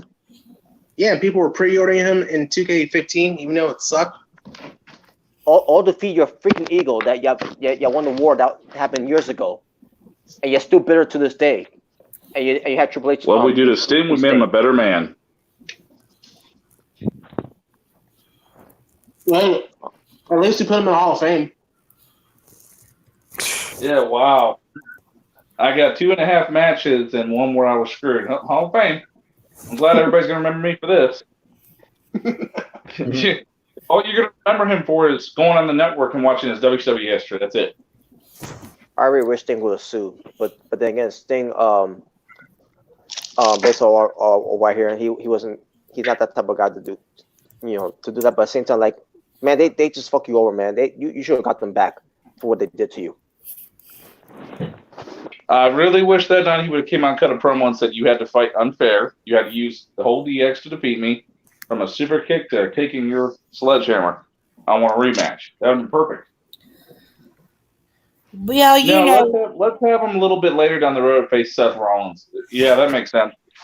Triple H only goes over. He doesn't let anybody else go over. What you did is you embarrassed that legend. You embarrassed him because you just made him look like he just failed completely against, the authority. You just made him fail. It's all about the game and how you play it is. Oh, shush. I hate that guy. It's just like, that last SmackDown was 25 years of Triple H. Oh, go fuck yourself. Oh, yeah. That's your topic too. Yeah, let's talk about that. Yeah, let's talk about that now. Before, just the fact that they pertains to EC3 now. Just the fact that they never give this guy a shot, and they never give us an explanation why he never got that opportunity to shine. Other than he was a TNA guy, there's no excuse of what they treat how they treat EC3. No excuse at all. Because he sucks. Well, it's their loss now, because I believe he's going to AEW. He's going to stick it right to them. I say we bring back Hardcore Holly with the hardcore belt. We're good. That'll be good. Hardcore Holly. With the hardcore belt. Yeah, teach his new talents a lesson for dropping the reins. Exactly. Yeah. I actually like the theme song though. I love that theme song. How you like me now? I miss Crash Holly, by the way. Wish he hadn't died. Yeah. Oh, that midget. Oh, come on. Wow. Yeah. Well, that's the what they villain- would say. I'm telling you right now. Yeah, the villain midget who got that Hawk towel over. Yeah. If he was still alive, yeah, people will say, "Oh, who cares? Who Oh cares about yeah, this?" over his shoulder. That's it.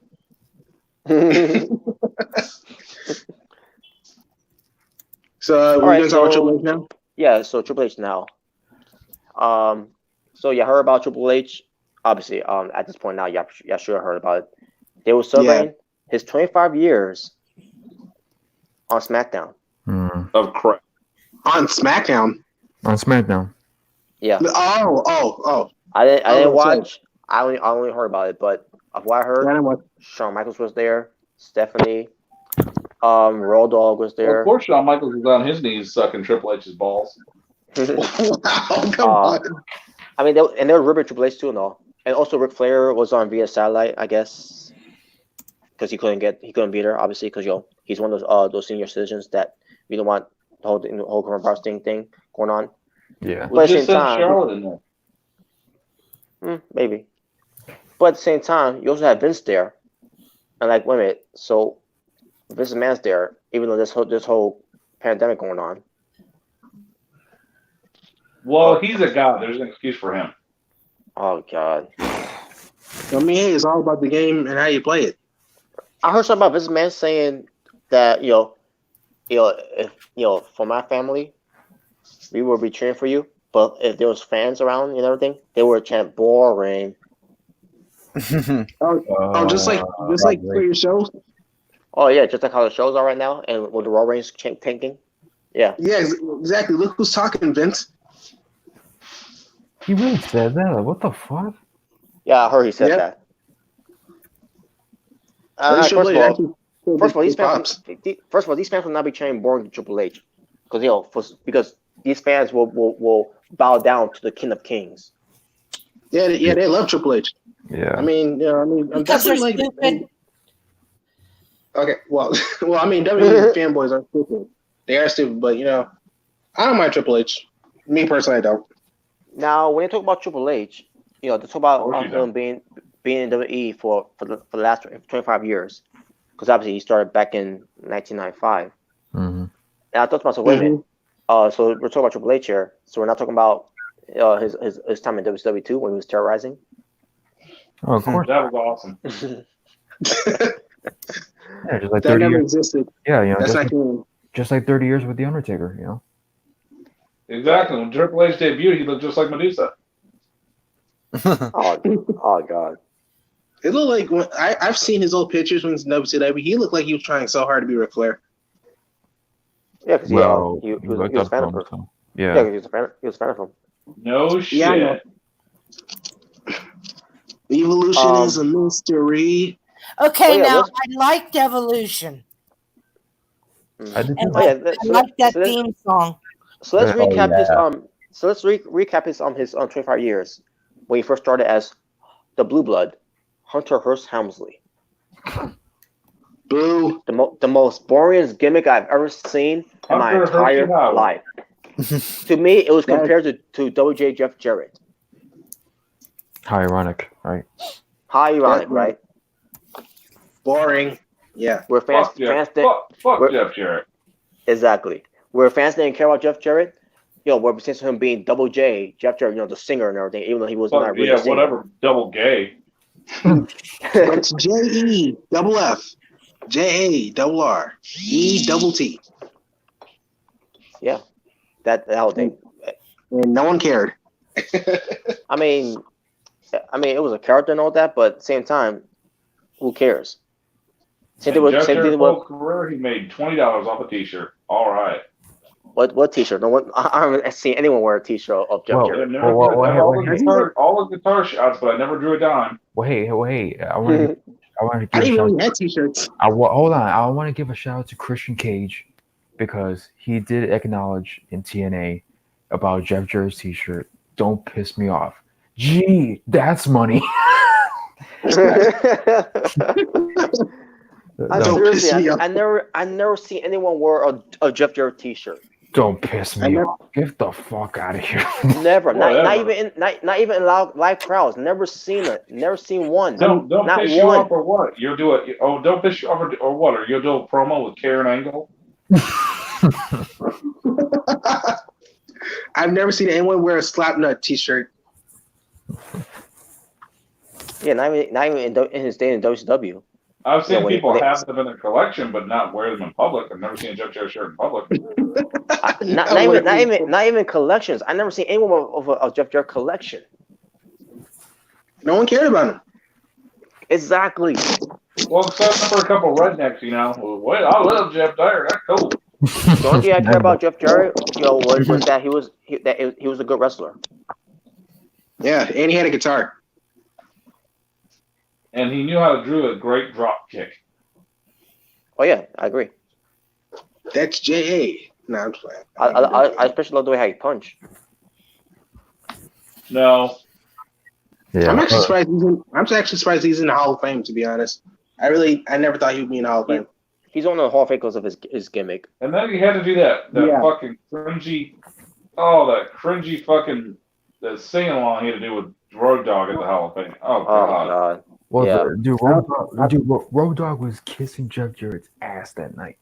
I don't remember Road that. Dogg is gonna kiss anybody's ass if it means he's getting paid. Oh god.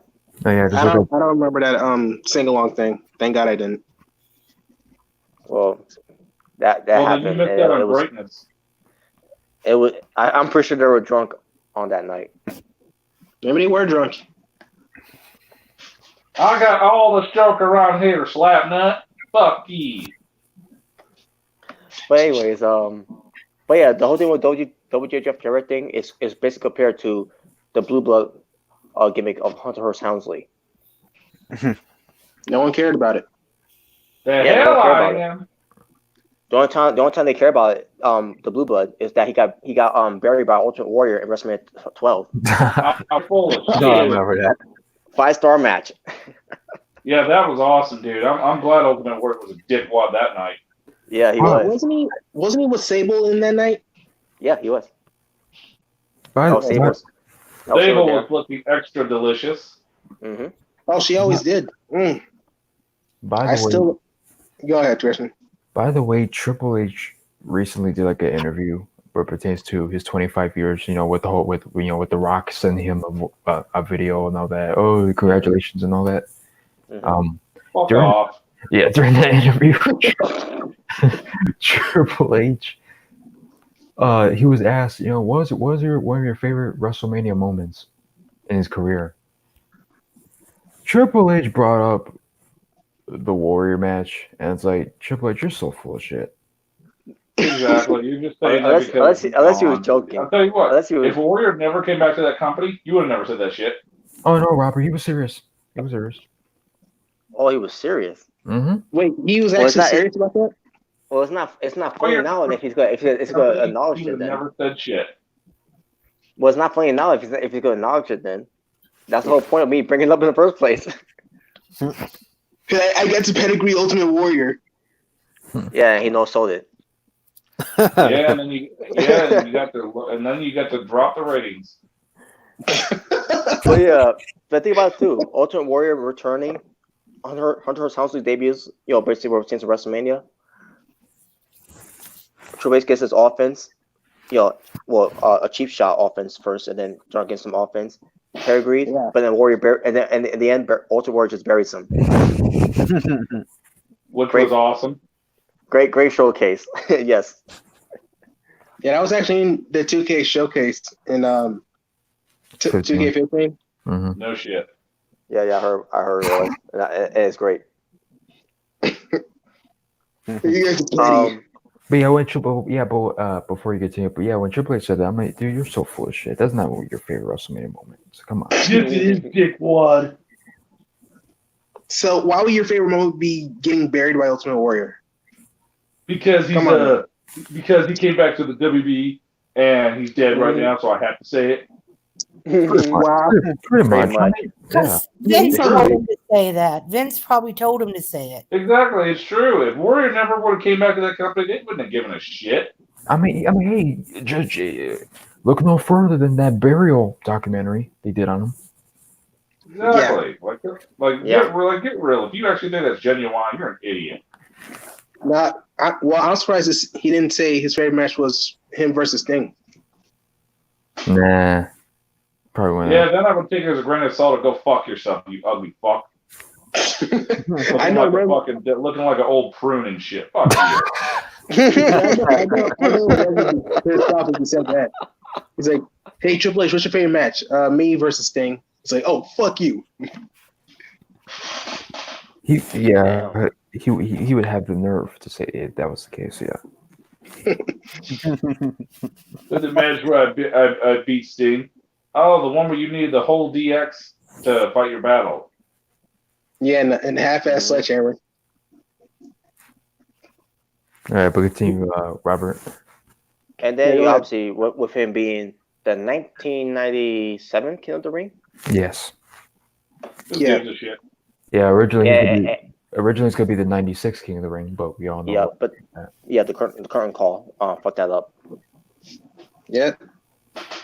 Which I think that's kind of messed up though. It was blessing in disguise though, because Austin, if it wasn't for that, Austin would never cut that infamous promo. Austin 316 says I just whipped your ass. Mm-hmm. True. That was a good opportunity for Cold. Come on. Come on. Austin 316 says I just smoked your grass. Yeah. Okay, RVD. But it because obviously Triple H was taking the punishment, because Hall wasn't there anymore, Nash wasn't there anymore, Michaels was the champion. Meanwhile, Hunter Soundsley was nobody.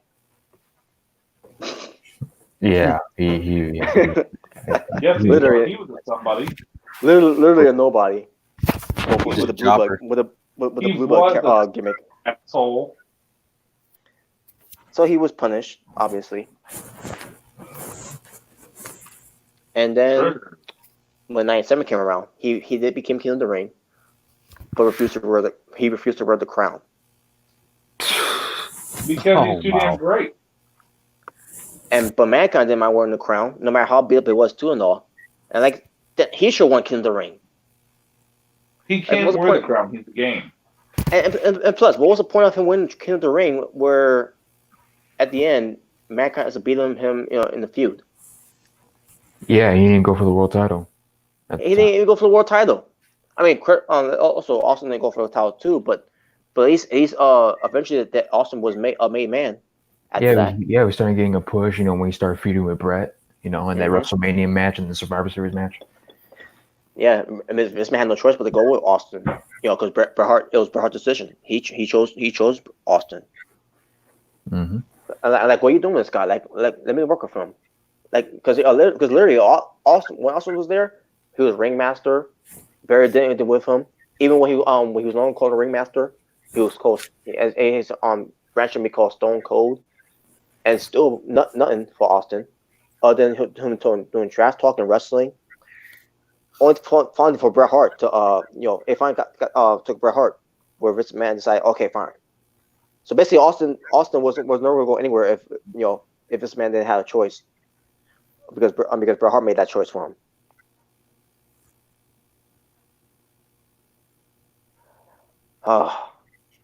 Vince. We had to let Bret Fart win. Because at the end of the day, he wanted Hunter Hearst Helmsley, the blue blood, to be the guy. Whatever. And obviously, that was not going nowhere.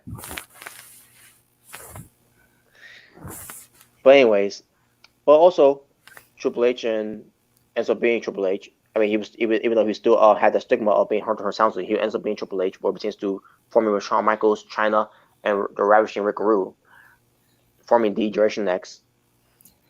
To me, I wasn't really into that group at the time.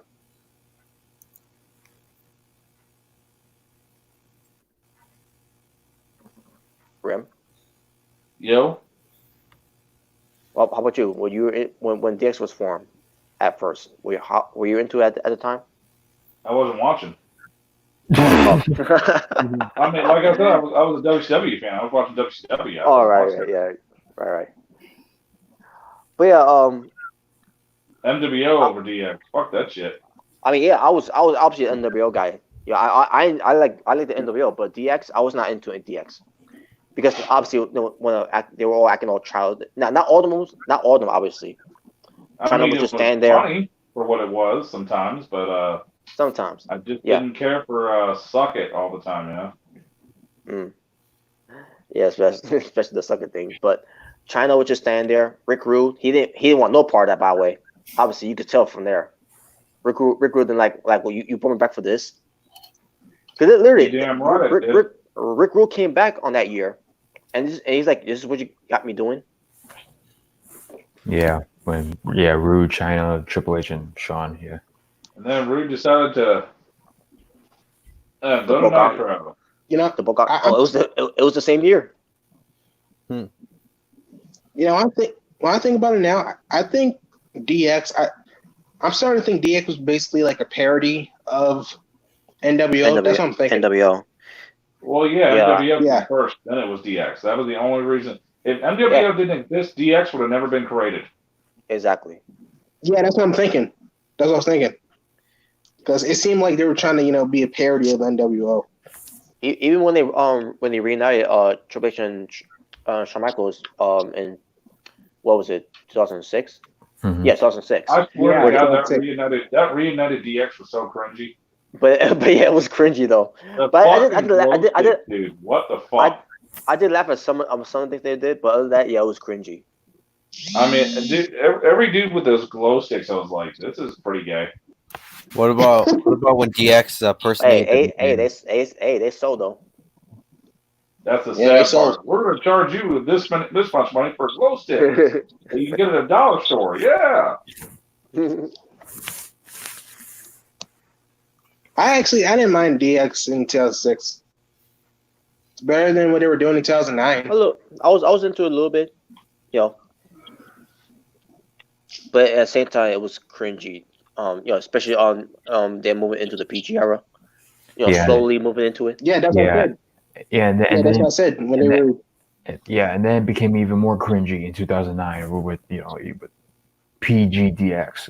Hornswoggle being that's the DX I was talking about. PGDX. That was cringy. Well, they're talking about when it first came back in 2006.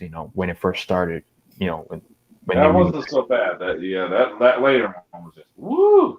Yeah, that's what Jalen and Robert were referring to. Yeah, the PG version, either way, fuck Paul. Fuck Paul.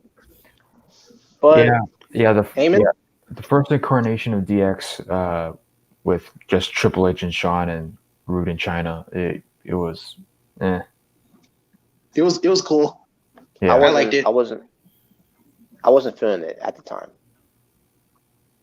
I look back at it now, I was looking at old clips where I was young in YouTube. I was like, wow, they were much more cooler than this. No, I'm watching. Yeah, and I will say I did laugh at Rem knows where I'm getting with this, where they're just like cussing and like they were like some kind of conference.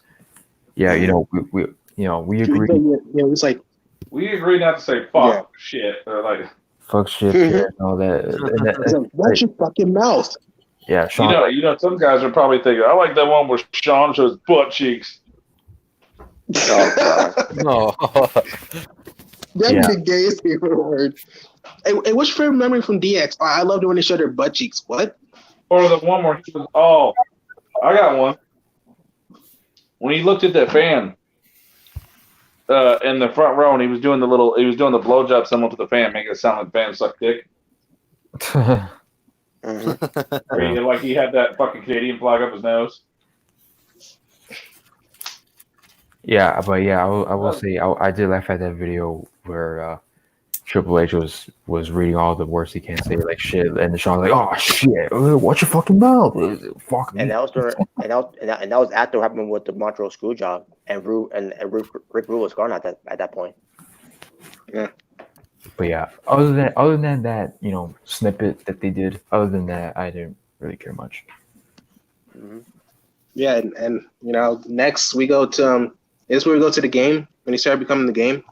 No, not also, that. Well, yeah. Also, we get to Triple H before we get to him grabbing the ball and run with it after Michaels was gone.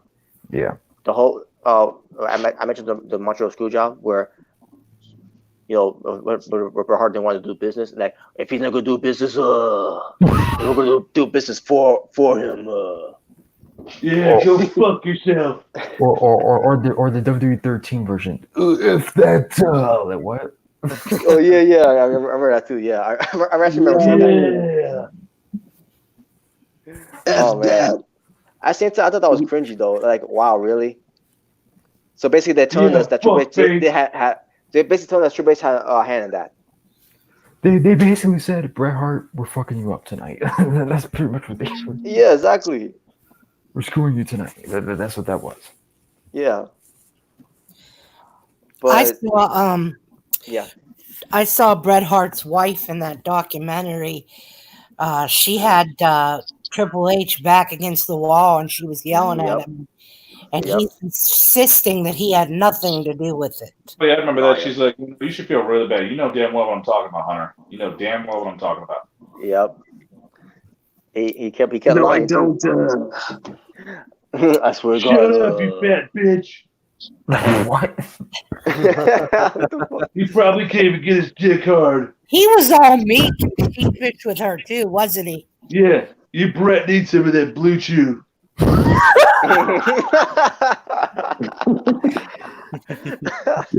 hockey talk, man. What the hell, man? It's all about the blue and how you chew it. Oh, jeez.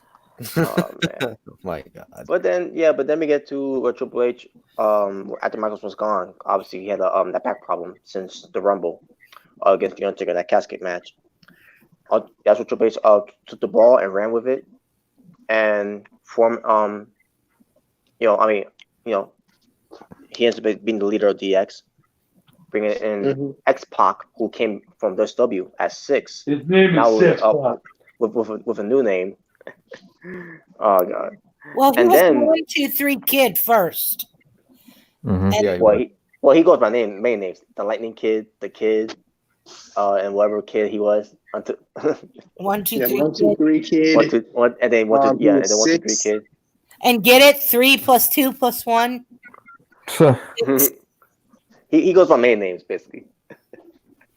And Sean Waltman.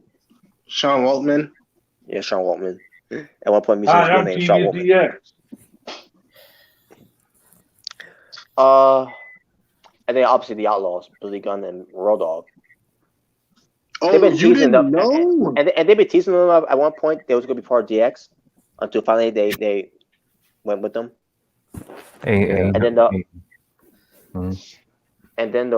they did the whole invasion to Nitro. Oh yeah, I remember that.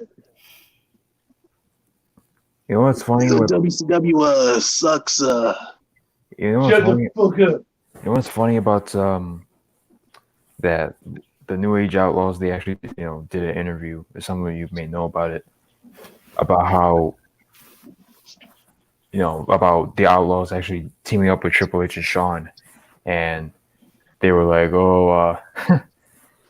Yeah, they're not as they're not as good as we are, and they ain't shit pretty much. Triple H and Shawn, talking about the Outlaws. So yeah, they ain't shit, and then all of a sudden they were more over, and they're like, yeah, we need those guys. They're over. They're doing their thing. Oh yeah, now you want them in DX? Okay. Even though Shawn was gone at that point. Yeah. At that point, Triple H needed some more personality. And Road Dogg and Billy Gunn were those personalities. You know what, though? You know who did a good imitation of Shawn Michaels and Triple H? Randy Orton and Edge. Oh, yeah, I remember that. Oh, yeah. Rated RKO. Yeah. Man, don't you dismiss those days. I'm not a huge fan of the New Age Outlaws. Like, I don't hate them, but like I always did love their intro. Like when they come into the ring. And like they would do like, the badass Billy Gunn. No, the Road Dogg Jesse James. The badass Billy Gunn. The New Age Outlaws. Yeah. I like that. Yeah. They were the cool. They were the cool guys. In DX, the Outlaws. Next to I didn't like the gimmick aspect. I didn't like the gimmick. Next to X-Pac. Mm-hmm. Xbox never changed his character after that. Xbox? Yeah. Mm-hmm. He never changed. So then, on that year too, as well, in 1998. Excuse me. DX feuded with the Nation Domination. Basically with The Rock being the leader, and Owen Hart was part of it too. Mm-hmm. That's when Triple H, having a match against The Rock at SummerSlam, beats him. It was a great match for the Intercontinental title, ladder match by the way, in Madison Square Garden. Yeah, I saw that match. It's pretty good. It was pretty good. But then Triple H got hurt. Obviously. Yeah. No, I'm kidding. And then obviously we get to Triple H getting away from DX along with China. Well, first China got away from DX first, and basically they branch on their own with the corporation, and that's the year where Triple H ends up saying it's my time.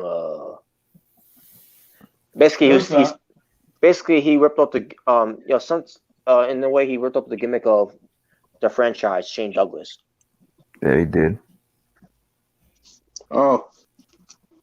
Yes. Because it was his time on that year. And they made a theme song of it. My time. It's my Oh, time. yeah. Oh yeah, I didn't like that I song. love that. Yeah, I love that thing. Even without the song, it was a cool theme. Make some noise, Sex Pac. And I love how they did the spot. I love how they did the lighting effects too and all. It was all cool, man. But again, I said before in the past, the things they do for Triple H, is cool, but Triple H himself, not cool. No, he's a go-to. They do this thing to make him look cool, but in reality, he's not. Like his entrance, coming to the ring with spitting the water out. That's some cool shit. But yeah, obviously, yeah. Aside from that, yeah. Now that takes talent to spit water. Woo. Didn't RVD say something about that? It's like, you, my friend, can spit water. Well, So Rob Van Dam said in promo to Triple H. Yeah, I like how you display your abilities. You have proven time and time again that you, dude, could spit some water. That's good. I mean, that's true talent right there. It really is. And the RVD's his facial expression was like, oh, that was funny too. Oh God. His facial expressions were like, yeah, man, you spit some good shit. You should have won the title that night. But instead, he shouldn't. Fuck him. That's what's best for business. But we'll get to that part too. But then on that year of Triple H, where was his time? RV Weed shouldn't have won. That's what's best for business. It ended up being his time, but I'm like, no, I was not feeling Triple H being the guy. Fuck RV Weed. I can't believe it, man. On that year, Triple H ends up being the guy. And it really showed. By the way, that was in '99. By the way, that Triple H became the guy. Or you could say, I'm the man. Nah, no, you. That's Becky Lynch. No, you were the man next to the other men. That's where you were. Yeah, I'm the man, Yep. and they're the boys. Yep. Even Jim Cornette said it. I'm the man. I'm the man. I'm the man. No, you know what? I'm glad I won that match. Nobody likes RV Weed. Fuck him. Well, I mean, at least he won the WWE Championship. So the only time Triple H, the only time Triple H, it didn't mean shit. And people, a lot of people will say this all the time. The only reason why Triple H became a main eventer is because Mick Foley from the Rumble of 2000. Oh yeah, that was good. Mm-hmm. And then it started becoming overboard with Triple H being Mick Foley, as Cactus Jack, especially what teams do him losing that No Way Out in the Hell in a Cell. Yeah, he lost his career too, right? Mm-hmm. Yep. I love Cactus Jack. Even though he wrestled again at WrestleMania. Yeah, 6 years later. Yeah, WrestleMania. yeah, Lennon Man. 4 years later. Mm-hmm. But Triple H was doing his reign of terror. Before his reign of terror, all routines to what happened in the 2000s. Yeah, I mean, basically what routines to WWE era. That's what I meant to say. The ruthless aggression. Because he was being guys like The Rock, Big Show, Mick Foley, Stone Cold. Oh my god, man! It really showed, right, when it came to whenever Stone Cold, he had neck problems. He got ran over or whatnot. Kayfabe wise, and then, when the Undertaker, he had to go away for a while, because of the groin injury. Mm-hmm. And he had other injury too, by the way, which is why he couldn't come back as soon as he could. Dude, with Triple H and Stephanie being the main event, like the headlining the shows with their segments and all that, dude, that just I watched back in some of those those shows, without Austin and without Taker. They were the best they've ever been. I would have, yeah, dude. Honestly, at that time, I wouldn't have blamed anyone, if they stopped watching, Raw for a while, because when you don't have Austin, when you don't have Taker, even when you had The Rock there, you had Triple H as the guy. I mean, come on, man. Like, are you kidding me? No, we're not kidding you, Christian. It was amazing. And then on top of that, with Stephanie being involved and being the power couple, like, come on. Yeah, that was terrible. That was the greatest thing in WWE history. Anyway, continue, Robert. So finally, Triple H was not the champion anymore. Thank God. Well, screw you. And I'll say another thing too. I did not like that he beat Chris Benoit. I did. When the Radicals came in, obviously Yeah. that was storyline where because Chris Benoit can come off the floor of Triple H in the ring, Oh yeah.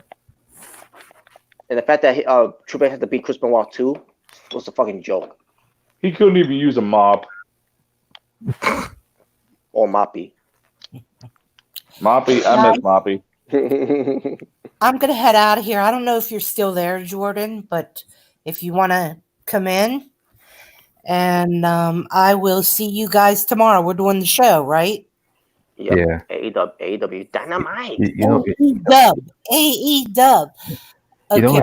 Oh god, that jobber show. You know what's funny, Nick? You know what's funny? Nick just asked me right now if we're still doing the show. So perfect timing. All right. Who? Nick. Oh, okay. Yeah. That guy with the 5 in his name. Okay. Good night, everybody. All All right, right. see you later. Yeah. Bye-bye. Thanks for coming. Eat nuts. Oh god. So where was I again? Oh yeah. So Triple H. Thank God he wasn't the guy anymore. For now. But And that's when the ratings went down. No, But yeah. no. Top I guy. also didn't like he beat Chris Benoit. No. Yeah, the ratings spiked. And then he beat Taz too, didn't he? He beat Taz. He beat Tommy Dreamer. Well, Taz doesn't give a shit. I'm sure he gave a fuck then. Well, That's then what again, he sees. since remember one match. Who, Taz? What happened? We were talking about Taz. No, I said Tommy Dreamer. When was the last time he won a match? Oh, I thought you were talking about Taz. When was that? No, not that. No. Okay. When did Tommy Dreamer game come up? Robert did bring Tommy Dreamer. I brought Tommy Dreamer because Tommy Dreamer had a match against Triple H too, and he beat him too. Oh well, Tommy Dreamer doesn't beat anybody, so. And then he can't even beat a dude's dick. Well, I wouldn't want to see that. So. No. Just ask Joey. Joseph P. Ryan. Probably I figure out his middle name. What? They probably won't bring it up, but I'm assuming it's good. It's probably Joseph Penis Ryan. Oh Jesus Christ! Oh no, that better not be it. Remember the timestamp, 2:05. It's all about penis.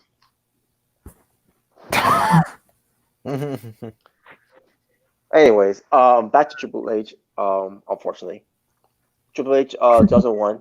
He formed before he formed the whole thing with Austin, the power trip thing. Yeah. His match against Undertaker, great match.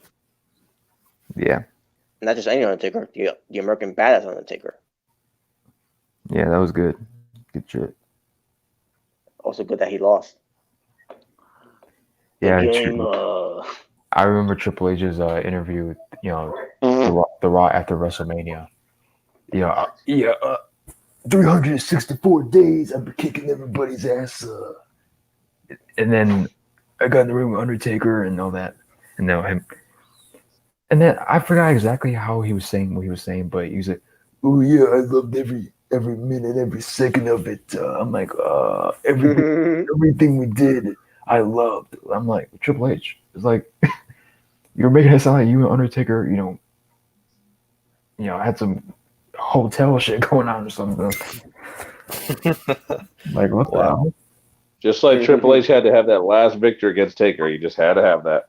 Yeah, but that was the worst match Triple H and Undertaker have ever had. That last one, that was the worst one they've ever had. Yeah, but the match in 2001 was good, and then Triple H is like, "Oh yeah, I loved every minute of it." I'm like, what? I love taking an ass raping.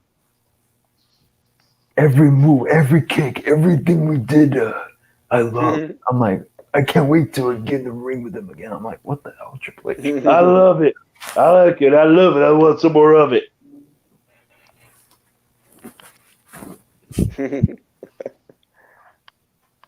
So then the power trip happened with after WrestleMania, obviously, formed by for Austin and Triple H, because The Rock was going away to do movies. And unfortunately, Triple H had the quad injury. At that point, I feel bad for Triple H. For the first time ever, I actually felt bad for Triple H. And at the time too, I didn't even know he that injury obviously we all watching at the time didn't know that happened. For those who are watching at the time. Because what I seen, I thought he was just selling.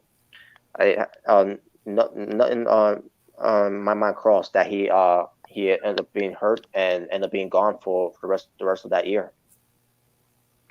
And then when he came back in 2002, Madison Square Garden, me watching it live. I wasn't there live at the Garden, obviously. I was at home watching, hearing that crowd popping for Triple H, and I was even excited for Triple H of his return. Probably the biggest pop he ever had in his career. The biggest pop ever in his career. Dude, the whole place exploded when he returned. Oh, when he returned after his injury? Yep. Yeah. Yeah, I remember that. He was wearing the jean jacket and shit. Mm-hmm. Yeah, for the first time ever, wow. This is a great moment. Yeah, it was good. That was cool. That was a cool moment. See, I'm not always going to hate on Triple H, folks, because I was once especially his matches with Hogan, man. Those were Just great. Oh God, because I was once a Triple H fan. Sell out. I was just never a I was just never a fan of his blue blood character. You know that dun dun dun dun dun dun dun dun. Onto her shrimp sleeve.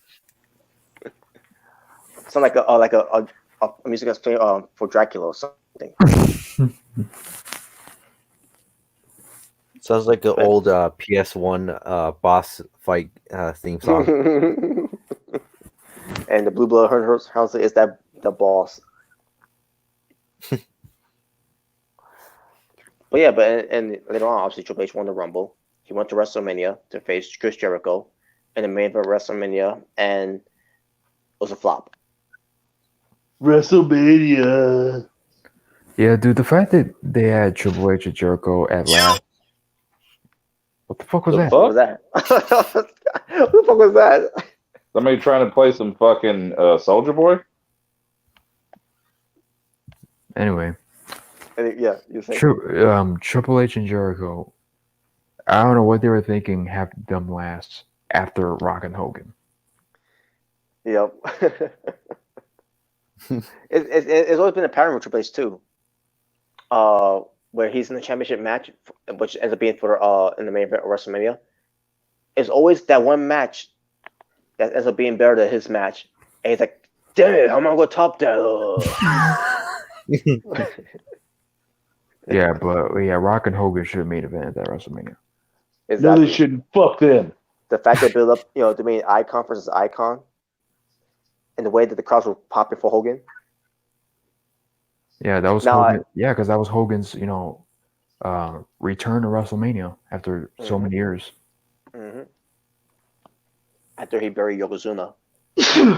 Yeah. Stupid. Oh, that was stupid. That was awesome. Look at these guys using the term buried. Yeah, suck my dick. Cause you did, asshole. Exactly. Hogan had no reason to beat Yokozuna on that night. Yes, he did. Jesus. But so Triple H became champion, and of course he had to be the one to get that new belt. The new Undisputed Championship belt. Of course. I'm just kidding with that part, by the way, because I'm just not hating him right now. This is supposed to be the fan of him back in that year. Obviously he lost it though to Hogan. It became apparent too.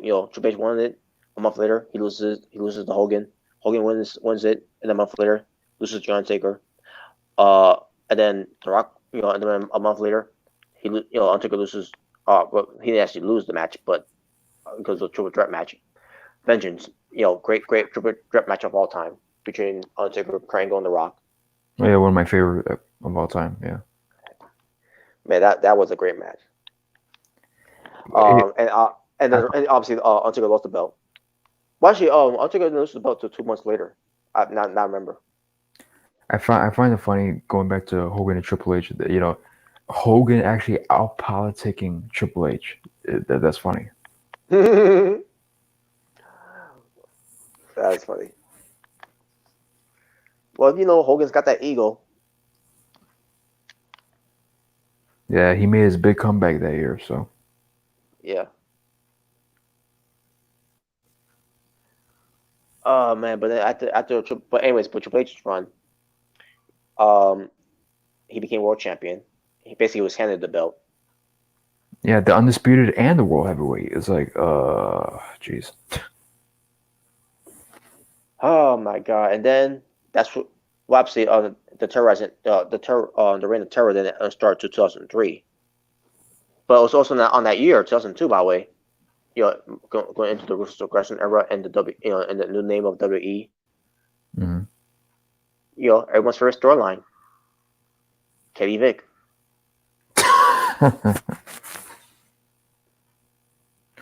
Yeah, man. Katie Vick was amazing. There you go. Oh man, that was terrible. Especially how the outcome of it became about. Yeah, Triple H also had that match with Shawn Michaels. Shawn Michaels made his return at SummerSlam. SummerSlam. Mm-hmm. Great match. One of my favorite matches of all time. That was great. That was a great match. Funny story about that too. Funny story about that too is that you know, as great that match was, I was actually put for Triple H to win. Yeah, the irony, right? Because it's this thing that I was doing with my best friend. Like, I turned heel, and everything. It was one of those things,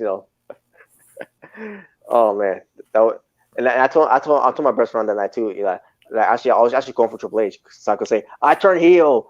Yeah, take that, Shawn Michaels. Yeah. It was one of my things that I would do as a kid. In my teenage, so having that groove where, I turn heel, I turn face, I turn heel, I turn face. Be right back. Yeah, but anyways, obviously Triple H, his terror, and also Triple H was part of the first ever Elimination Chamber, along with Kane, Booker T, Shawn Michaels, Chris Jericho, RVD at Survivor Series. There was no Survivor Series match, so the best way of doing their own Survivor Series, to survive the Elimination Chamber is by doing the obviously the Elimination Chamber, which Michaels won, but then Triple H is winning the back a month later, and I said to myself, what? I was upset with that, by the way. I don't know if anyone else felt the same way, but I was upset with that. And then we get to 2003, and that's when the true reign of terror of Triple H began, being guys like Scott Steiner, Booker T, among others as well. Even Goldberg in the next chamber of SummerSlam, being RVD, being I think at one point being Kane as well. But then again, I was probably also referring. Oh yeah, also 2003, with the whole thing where Kane had to be on a mask. It was a Triple H show, the Reign of Terror. Well, the whole thing of Triple H being called terrorizing in WWE came to fruition in WWE. Triple H playing politics and everything, with the whole thing of am I going over and the writers will say no, and he goes ripping the scripts and everything and rewrite it and then a writer comes with a new script and everything. It's like, am I going over and then the writer will say yes, and then here it doesn't even bother reading but you, wow, prick, man, fucking prick. Basically, also being Kevin Nash, like what the hell is it? Like he's being guys, that he shouldn't even be beaten. No, he Ric Flair. Yeah. I don't think it was for the world title, but he beat Ric Flair. Oh no, it wasn't. Never mind, it wasn't for the world title. Okay.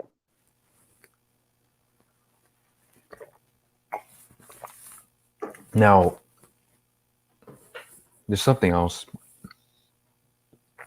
Just to piggyback a little bit, when Brock won when he beat The Rock for the undisputed title at SummerSlam. Now, originally, from what I heard, Brock and Triple H were going to have a match with the title at the time. Now, was it Brock who wanted to go to SmackDown and not have a match with Triple H, or was it Triple H who didn't want to work with Brock? I don't recall. If you remember, because from what I heard, they originally Because you know how Triple H and The Undertaker had their number one contender match to see who would face Brock for the title, and Triple H won. I don't know if Triple H didn't want to work with Brock or if Brock didn't want to work with Triple H. You don't recall? Nope. Yeah, because I remember when he was given the world title, he was talking all sorts of shit about Brock Lesnar. Talking about, oh yeah, because Brock Lesnar couldn't step in the ring with me. The next big thing, he has no balls. I was like, dude, shut the fuck up. When I was hearing that, I'm like, shut the fuck up. Brock Lesnar will not the floor of him. He's the next big piece of shit. He's an MCAA. Yeah, the ultimate dickwad. Triple H When did he see my dick? Triple H should have no room to talk about it, especially we talk saying something about Kurt Angle too as well. Oh yeah, because Kurt Angle has Kurt Angle said in an interview like it was like 2005 or 2006, where he actually got in a fight with Shawn, like a real one, and Kurt Angle pretty much tortured him. Not tortured him like that way, but Yeah, he tried to stalk him and sit in his bushes. Yeah, Kurt Angle, whooped Shawn's ass. And basically, there was people, Triple H and Shawn, who had problems with Kurt Angle. So, at the time, it's not really surprising.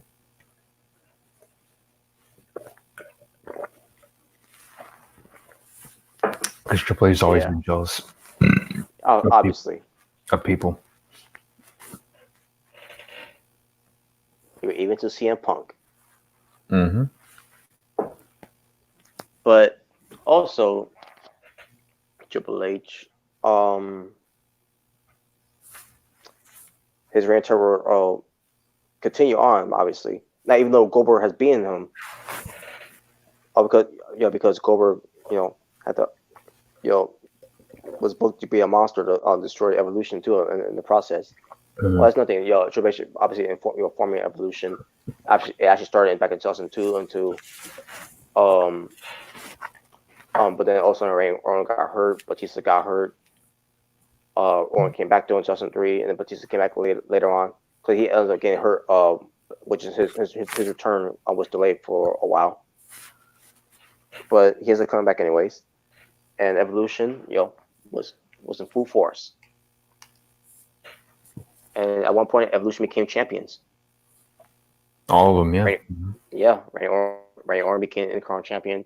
Ric Flair and Batista became tag team champions. Triple H, obviously, the world champion. His reign of terror. My title was the only one that mattered in that group. Of course. Fuck Batista and fuck Bo Orton. Oh god. And that's also fuck Dick Flair. Shit. Fuck Dick Flair. Dick Flair. Yeah, drunk fuck. And in 2004, he was out of the top picture at the WrestleMania for a little bit, and then the whole thing with him and Eugene.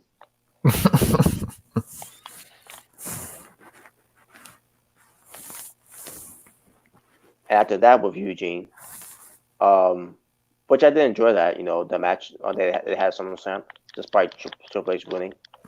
Yeah, Triple H was actually getting cheered over Eugene, from what I remember right, at that night. I think so, yeah.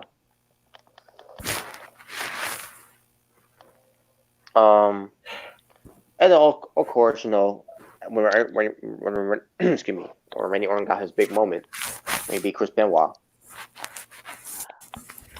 Triple H ends up feuding with Randy Orton, basically kicking him out of Evolution, and then he beats him.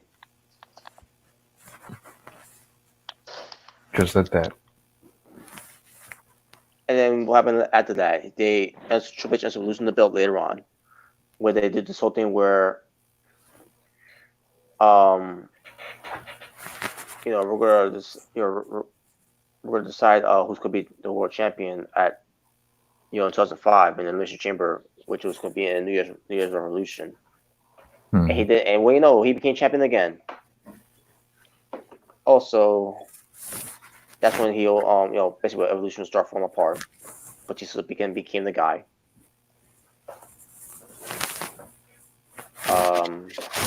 And Triple H pulled Batista 3 times in that year until later on he got his win back. He always got to get his win back. Yeah, you can kindly blame Batista for that too. Yeah, at the end, but I do blame him for that too. Yeah, Batista decided to take a paycheck and take it up his ass. Yeah. Give me what I want. Apparently. Oh, yeah, give me what I want. What, a loss? Oh my God, terrible. Yeah, the storyline leading up to a couple years ago from WrestleMania made no sense. Oh, give me what I want. I want a match with you, but you beat him 3 straight times. 3 straight pay-per-views in 2005. Go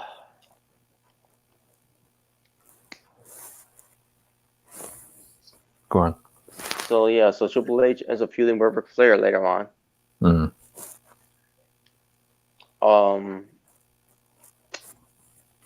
Then 2006 came around. He wrestled against John Cena and lost. That was disappointing. Sure. Best decision of his life. And obviously, oh God. And then obviously, but forming with Shawn Michaels, reuniting DX and everything. Only for 2007. By the way, on the year 2006, that's when Ray RKO was born too. Edge, Randy Orton, Lita, until Lita was gone from that year.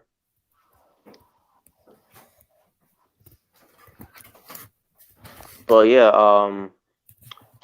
DX versus Ray RKO in 2007. Unfortunately, Triple H suffered another quad injury, and he was gone again. Not for the whole year, just almost half a year. That was devastating, man. Like, wow, because they was going to do something with Triple H versus John Cena again after WrestleMania, or Triple H was going to go over, but instead it ends up being Shawn Michaels instead.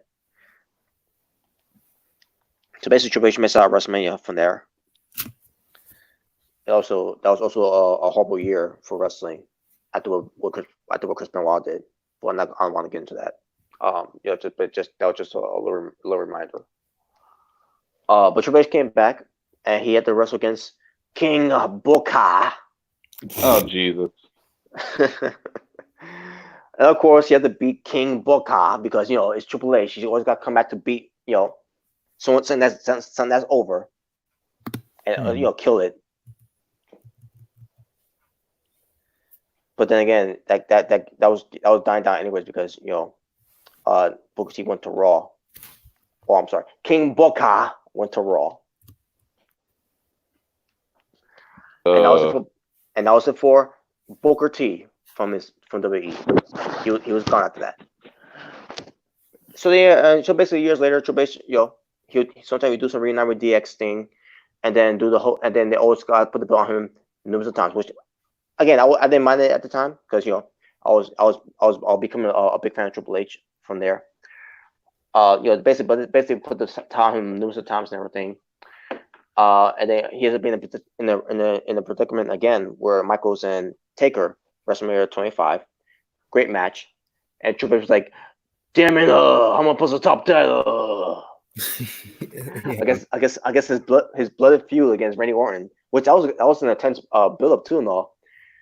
But then we get to the match, and obviously it was a flop because it was so stupid that Triple H, if he misses a sledgehammer or whatever, he gets disqualified, and basically this match was all over the place. Oh, like it was hard to keep up with it.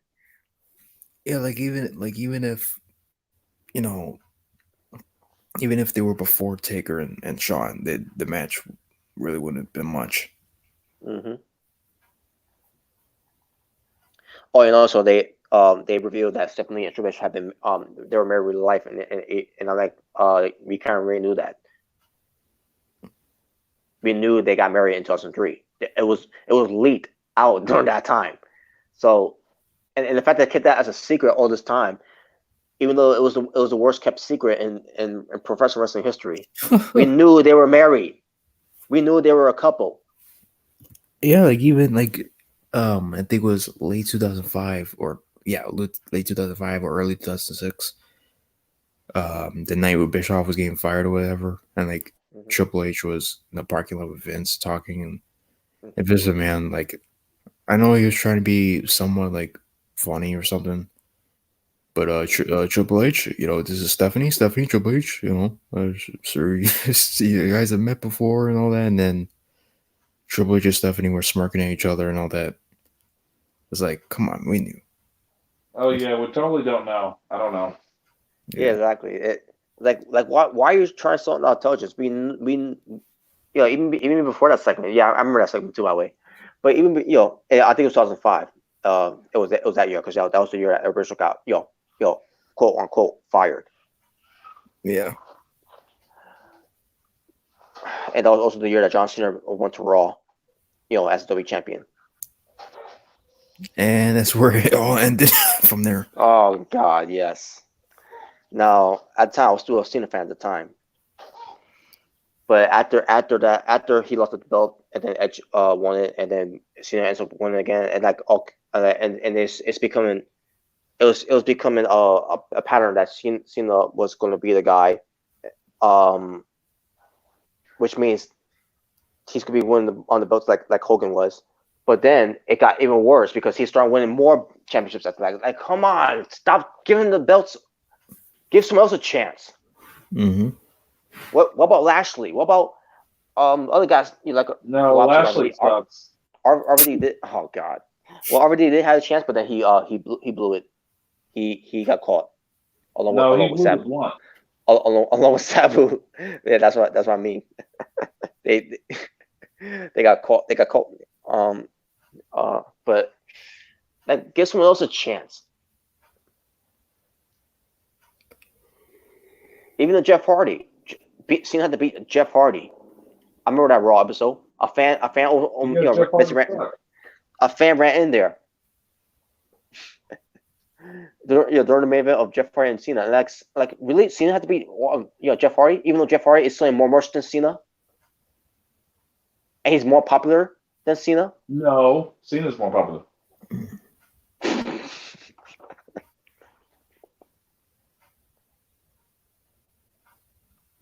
Holy shit, man.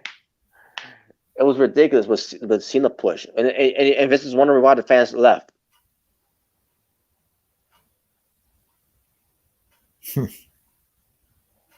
Nah, it's because of the new talent. Exactly.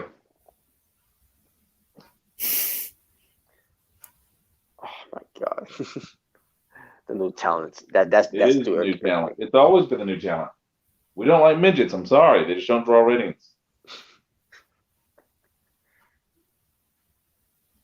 Oh man. Oh yeah. Also, Bianca Belair. So I'll see you guys tomorrow. All right, you take care, man. Later. Yeah. Bring back Hornswoggle. Also, Bianca Belair's in there too. By the way, she's a new talent. Is it her fault too? Even though she just got there on the main roster. Yes, it is. And on top of that too, we're in the middle of a pandemic when there's no crowds there. You think there's that's another good reason why people are not watching either? Because people are not used to watching a show with no fans there. Yeah.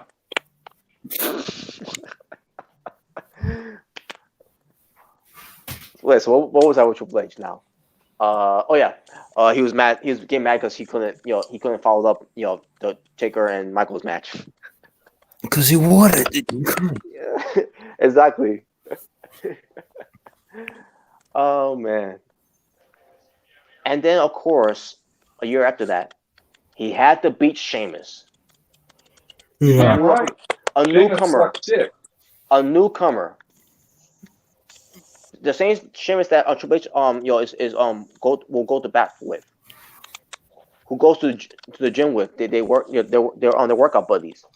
He has to go on Sheamus. That pissed me off. As a Triple H fan at the time, that pissed me off. Because I like Sheamus.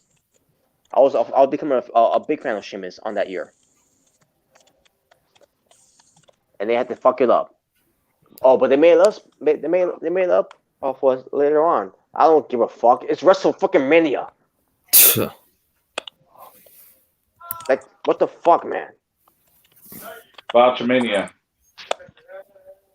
Yeah, that was a Botchamania because Sheamus should have never lost. Yeah, Sheamus should have lost. He sucked.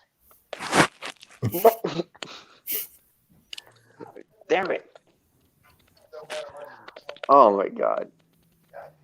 And the match was decent too. I liked the match.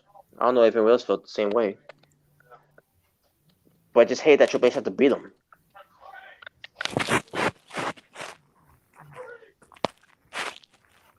But anyways, but then also Triple H was gone for the rest of that year, and then a year later, we all thought it's gonna be the match we're all been waiting for WrestleMania: Sting versus The Undertaker.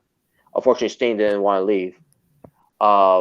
Which, by the way, at the time, I they probably would have done that match, if he would have came, because Kevin Nash, Kevin Nash will ends up going to WWE going back to WWE at that time too, along with Booker T.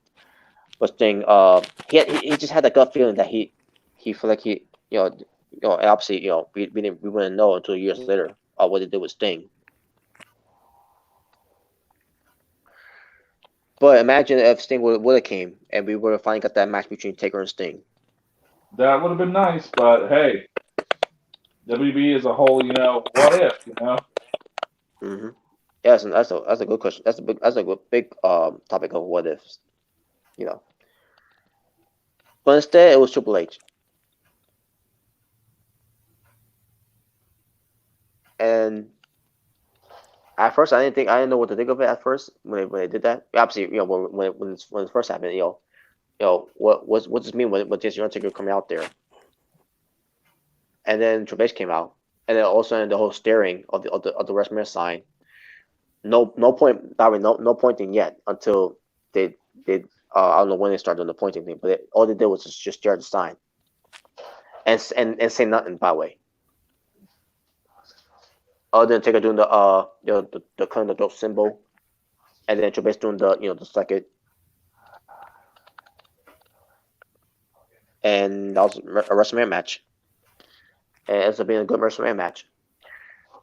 Obviously, it wasn't better than the WrestleMania 17, but this was still good. And then a year later, Triple H versus. Oh wait, wasn't it the same year that Triple H? Wait, it was 2011. Yeah. Oh yeah, who could forget about this? Triple H was COO during the year of the Summer of Punk.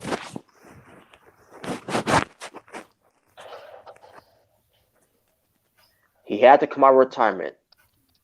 Yes, he did. Or should I say semi-retirement.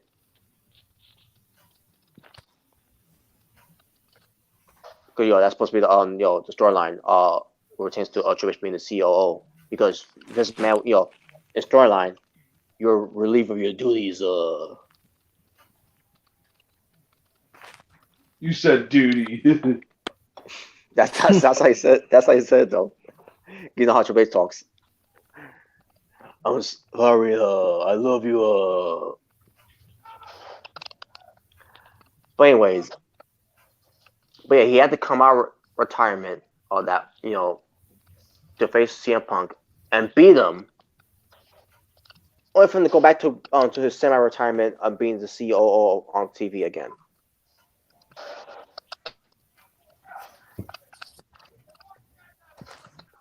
I mean, it's bad enough that they did this whole thing what happened at SummerSlam with the whole Kevin Nash thing, and then I bet the Del Rio, and then they did him no favors, CM Punk, by having just standing there while Triple H and Kevin Nash having at it.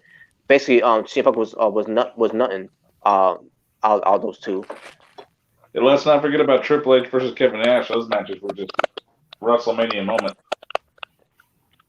I actually enjoyed the match though. Basically, what was it, TLC? Yeah, I remember now it was TLC. I actually enjoyed the match though. Dude, Kevin Nash's hair dye was looking bad. But yeah, it was. Obviously, he was getting older. Obviously, he was not, the same old Kevin Nash. Back when he was Diesel.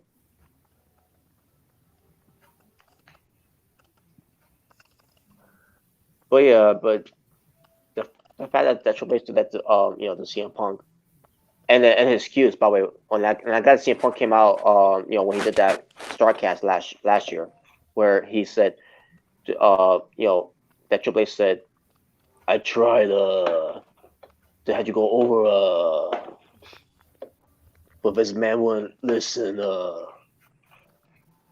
That bit, and I'm pretty sure he did try, because at this point, there's no talking to this man now. He wouldn't even listen to his own kids. I tried so hard to get so far, but in the end, really doesn't matter. But at the same time, you gotta look at another side. Triple H never liked the CM Punk. No shit. He may claim that he may deny it and everything, but the truth is he doesn't like CM Punk. No, I actually love him. Sure, he did.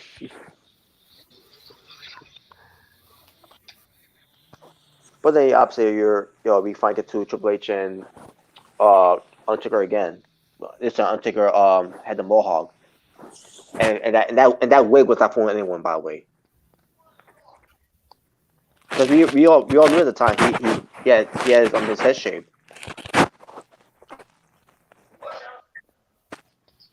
And all this time he was wearing the hoodie, and then he started with a new hoodie.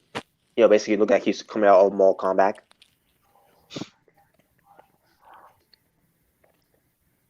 And at the time, I liked the mohawk, but then all of a sudden it started to overstay its welcome, because it started looking bad at that point. And basically, in a way, I couldn't get used to it. I got used to it at first when I seen it, but then after that, I really couldn't get into it after that. But anyways, end of an era. That should have been it. Not only on Undertaker's last match, not only with Shawn Michaels, doing referee jobs, whatever, and everything. Not only for Triple H wrestling, if he go back to being a character as a COO and everything, that should have been it. Which is why it's called the end of an era for a reason. But nope, that wasn't the case at all. Because years later, Undertaker Stewart ends up wrestling. Triple H did was the same thing too, from here and there. Shawn Michaels, who was who did stick to his guns until he came out of retirement in the worst match he could ever be in at Saudi Arabia.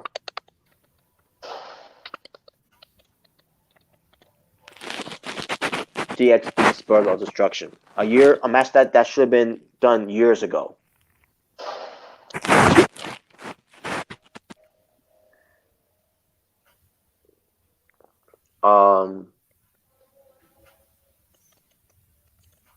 Well, after that, Triple H also he has a wrestle against Brock Lesnar. Then at WrestleMania, he has to beat Brock Lesnar with the whole stupid thing where it's going to be nose barred and your career is on the line, Triple H. And obviously he ain't going to lose. So stupid. And sure enough, he won. Only for him to lose again. Triple H to lose to Brock Lesnar. At Steel Cage. It wasn't clean though, because Brock Lesnar needed Paul himself to beat him, and a sledgehammer. Even though Brock Lesnar is supposed to be a legit badass. Oh, why my haircut? This haircut made me look intimidated.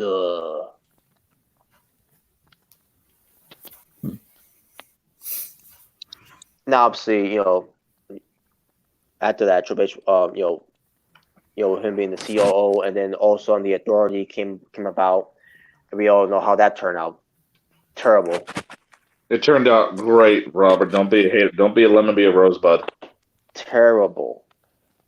But besides that, he took NXT and made his own, and got away from that Vince McMahon bullshit. Because originally NXT was all about running the innocuous, carrying barrels or whatever, kegs and everything, drinking soda, and then do all these things. Like, what the fuck is this? Like, what this is this man's vision of NXT? No, it's called every damn fucking Like soda. this, like you replace ECW for this bitch, this garbage. And the only reason I continue to watch it is because Daniel Bryan.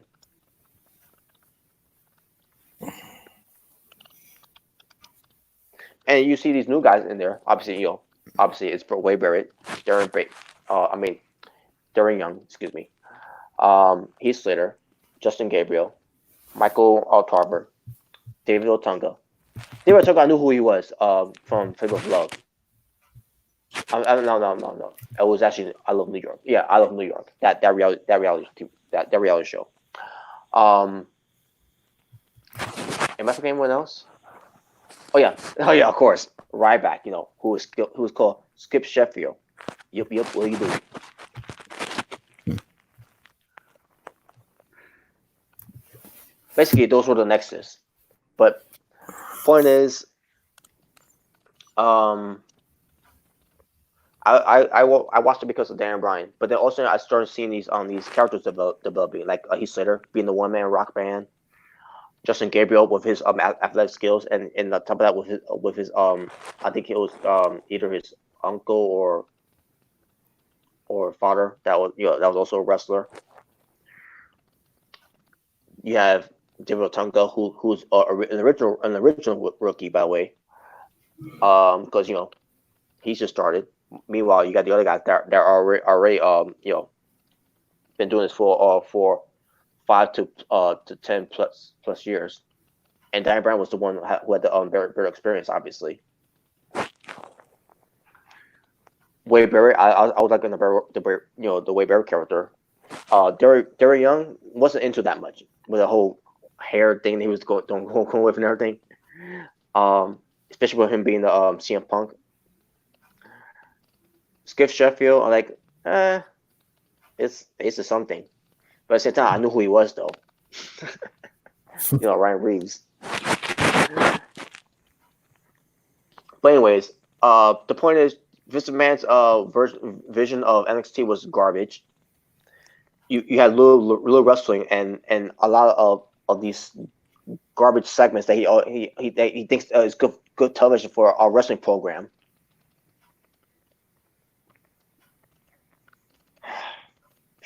And people, he's one of our people don't watch anymore. That people left. But anyways, so then also in Triple H, and because it started in 2011, I think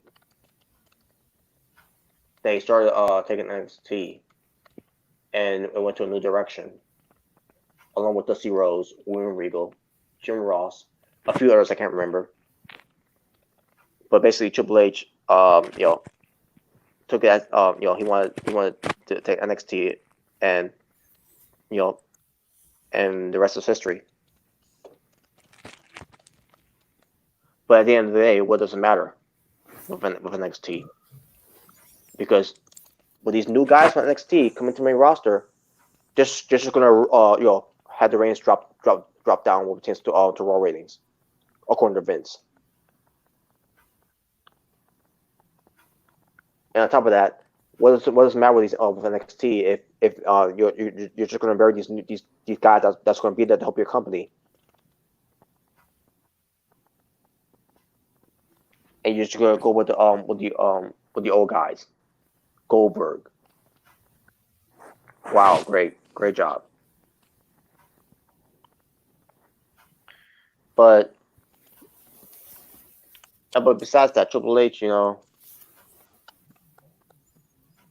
And I think that I heard he was trying to do too, what things to and I think basically the next UK thing was he did a great job with that one, and then he's got Shawn Michaels now, behind the scenes of that one,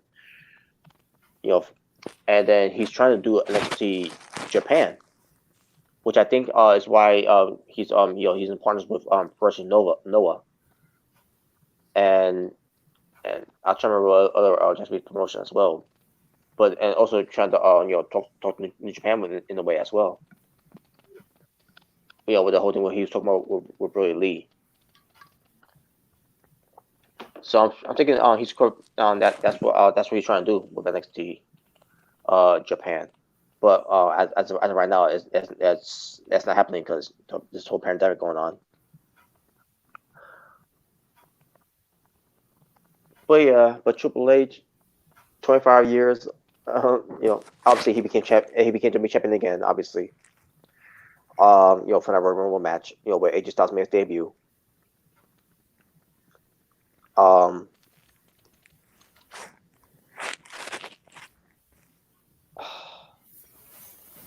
Yeah, the rest of other things that Triple H did behind the scenes, he's doing the best he can. But as far as him being on TV, with him doing what he's doing, it made me not be a fan of him anymore.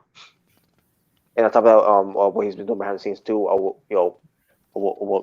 basically what John Moxley has said on Wade Keller's podcast, buying the indie scene, and trying to run them out of business, basically killing the indie scene. That way there'll be no more and everything. But at the same time, look what's happening right now. You're laying a lot of these wrestlers, not for Triple H, it's not Triple H fault. It's Vince's fault for letting these guys go, because you wanted to sign these guys just to keep them away from other companies, not just AEW but other companies as well. And you're in this in this dilemma that you're losing money because and obviously with this whole pandemic going on too and all, but at the same time you get what you fucking deserve. But besides that, basically, this whole 25 years of Triple H,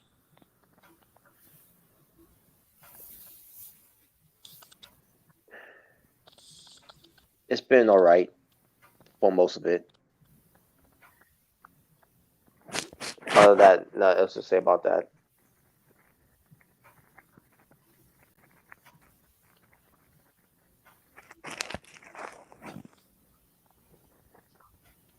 Ain't easy being cheesy.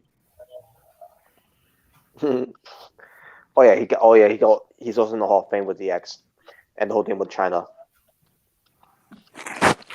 which probably China still needs to be in her own class.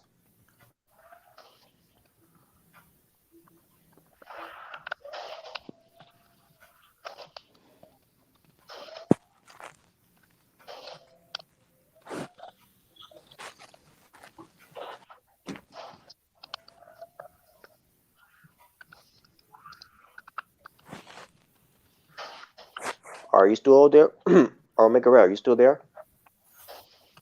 I'm here. Yeah. I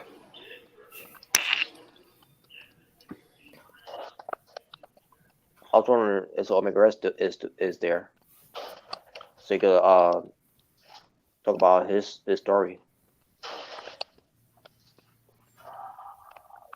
Yeah, I'm thinking about. I guess he's not. Yeah.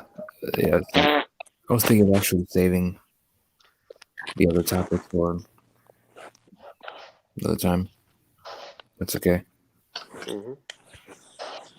Oh my god. Well, I'm not gonna talk about about the that situation. Yeah, because the timing is getting there. All right, so I'm gonna write down on my phone the ones that's left to talk about.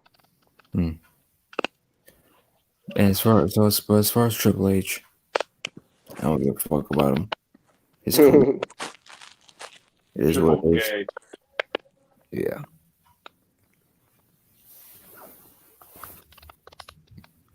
So, And yeah. also that Triple H ends up being the main event for this topic. I mean, for this episode of the Asylum. Yeah, I didn't know we're gonna talk about his whole damn career. Like what? It made me, made me almost pass out. Yeah, let's talk about Fuck This Bride.